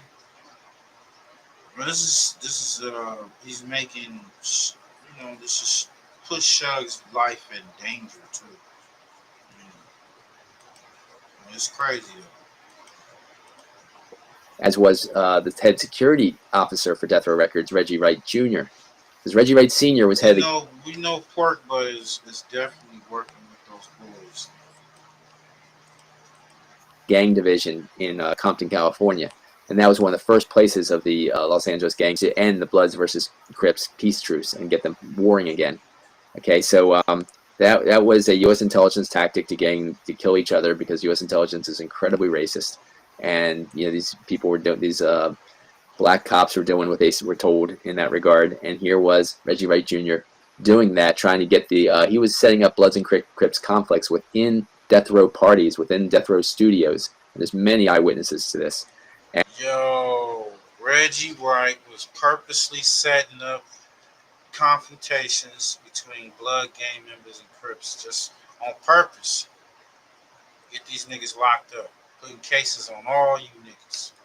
And so this is, there was even shootings and murders in public concerts at that Snoop Dogg concert, for example, and no one was arrested. And so this is what they were trying to do. They were trying to end those, gang peace truces that Tupac was promoting. And they didn't succeed in that until Tupac's shooting. When Tupac was shot, which was, was aided by Death Row, was aided by Reggie Wright Jr., was aided by Suge Knight, setting it up, not driving him immediately to the hospital, instead of driving the other way away from the hospital. Things like that. There's so many police, errors in the way they usually do things, according to the top Las Vegas Sun crime reporter, Kathy Scott, in her book about Tupac's shooting. And so she had a page-and-a-half list of police going against what they normally do in murder investigations. And so that, that's basically the way it was all set up for Tupac to be murdered, because he was taking money out of not only the CIA drug traffickers' hands, but more importantly, even the money launderers' hands. Because when all that cash gets money laundered in the stock market of banks and other corporations that are laundering it, when they have all that going into the stock market, that cash coming in can be considered, it can actually produce 20 times the amount that goes in out of what's predicted it's going to be worth in the future, that stock.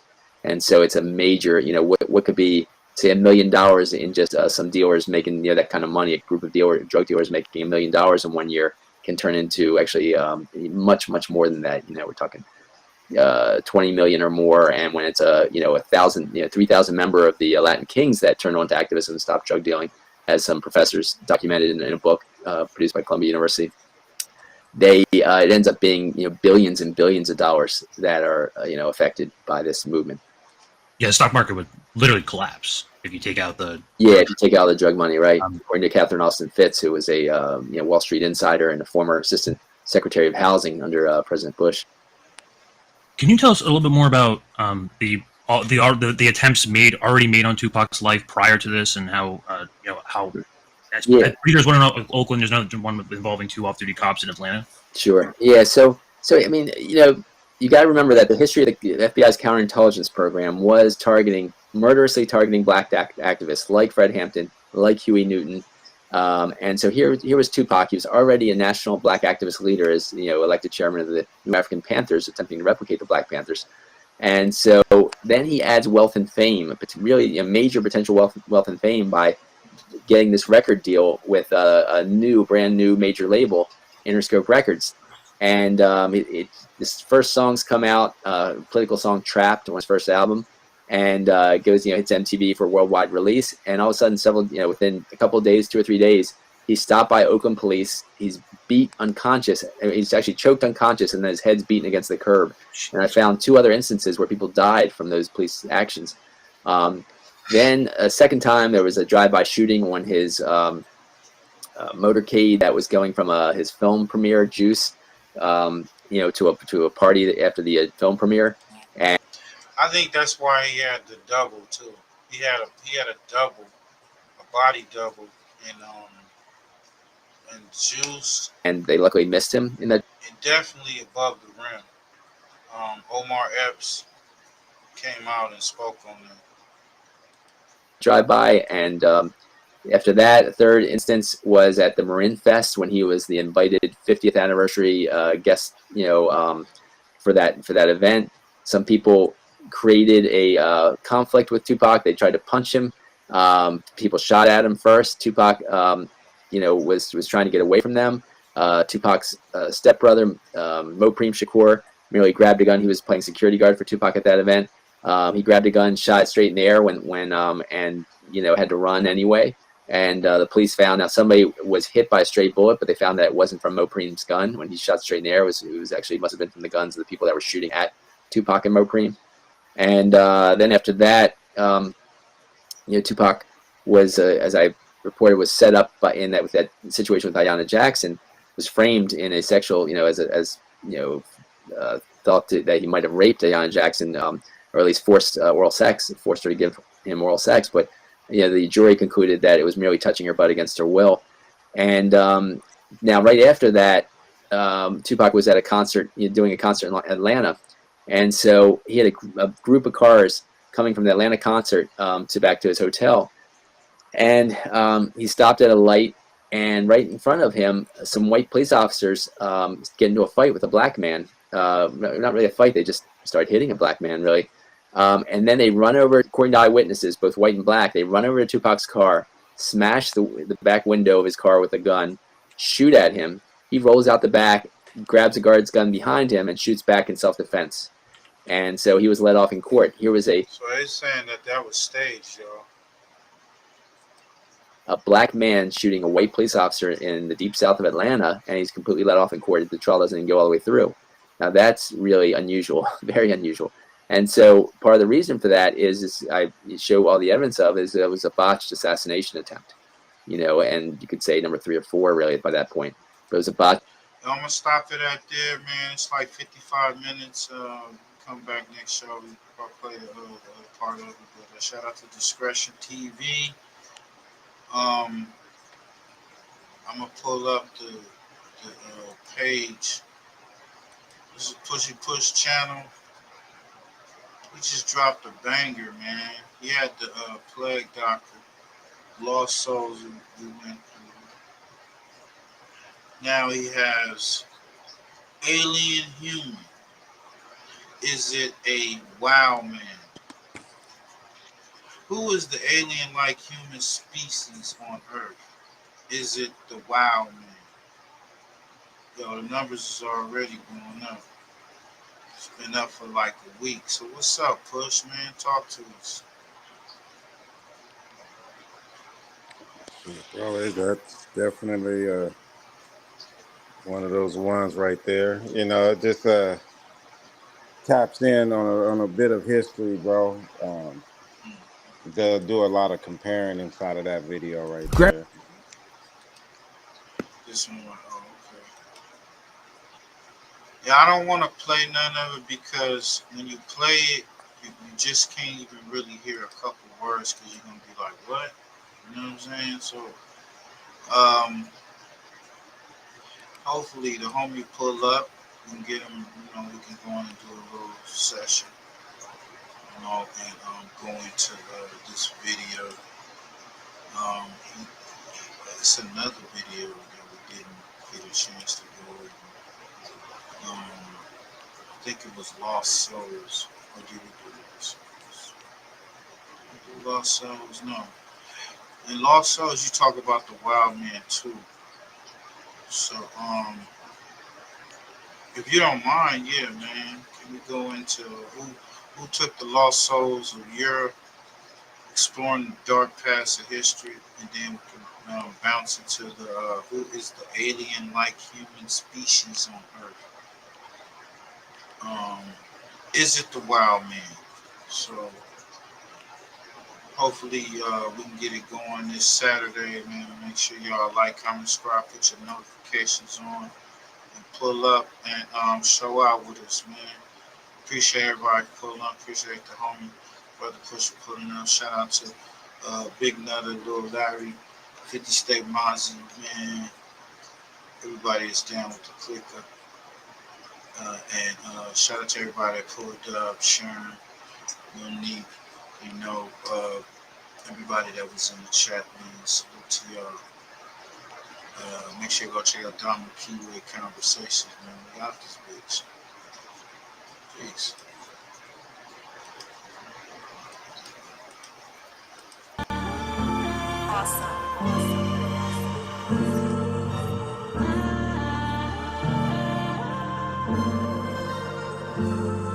Yeah. SS Joey. I don't know what it is.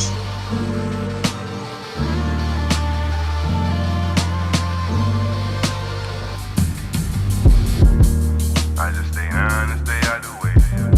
I just got some pounds and I got some yay. Real niggas around, you look out of place. Quarter brick right now and that's just on the face. Sell it all right now, it all be gone today. Good customer service, we don't make them wait. We constantly serving, play, get him play. We constantly serving, play, get him play.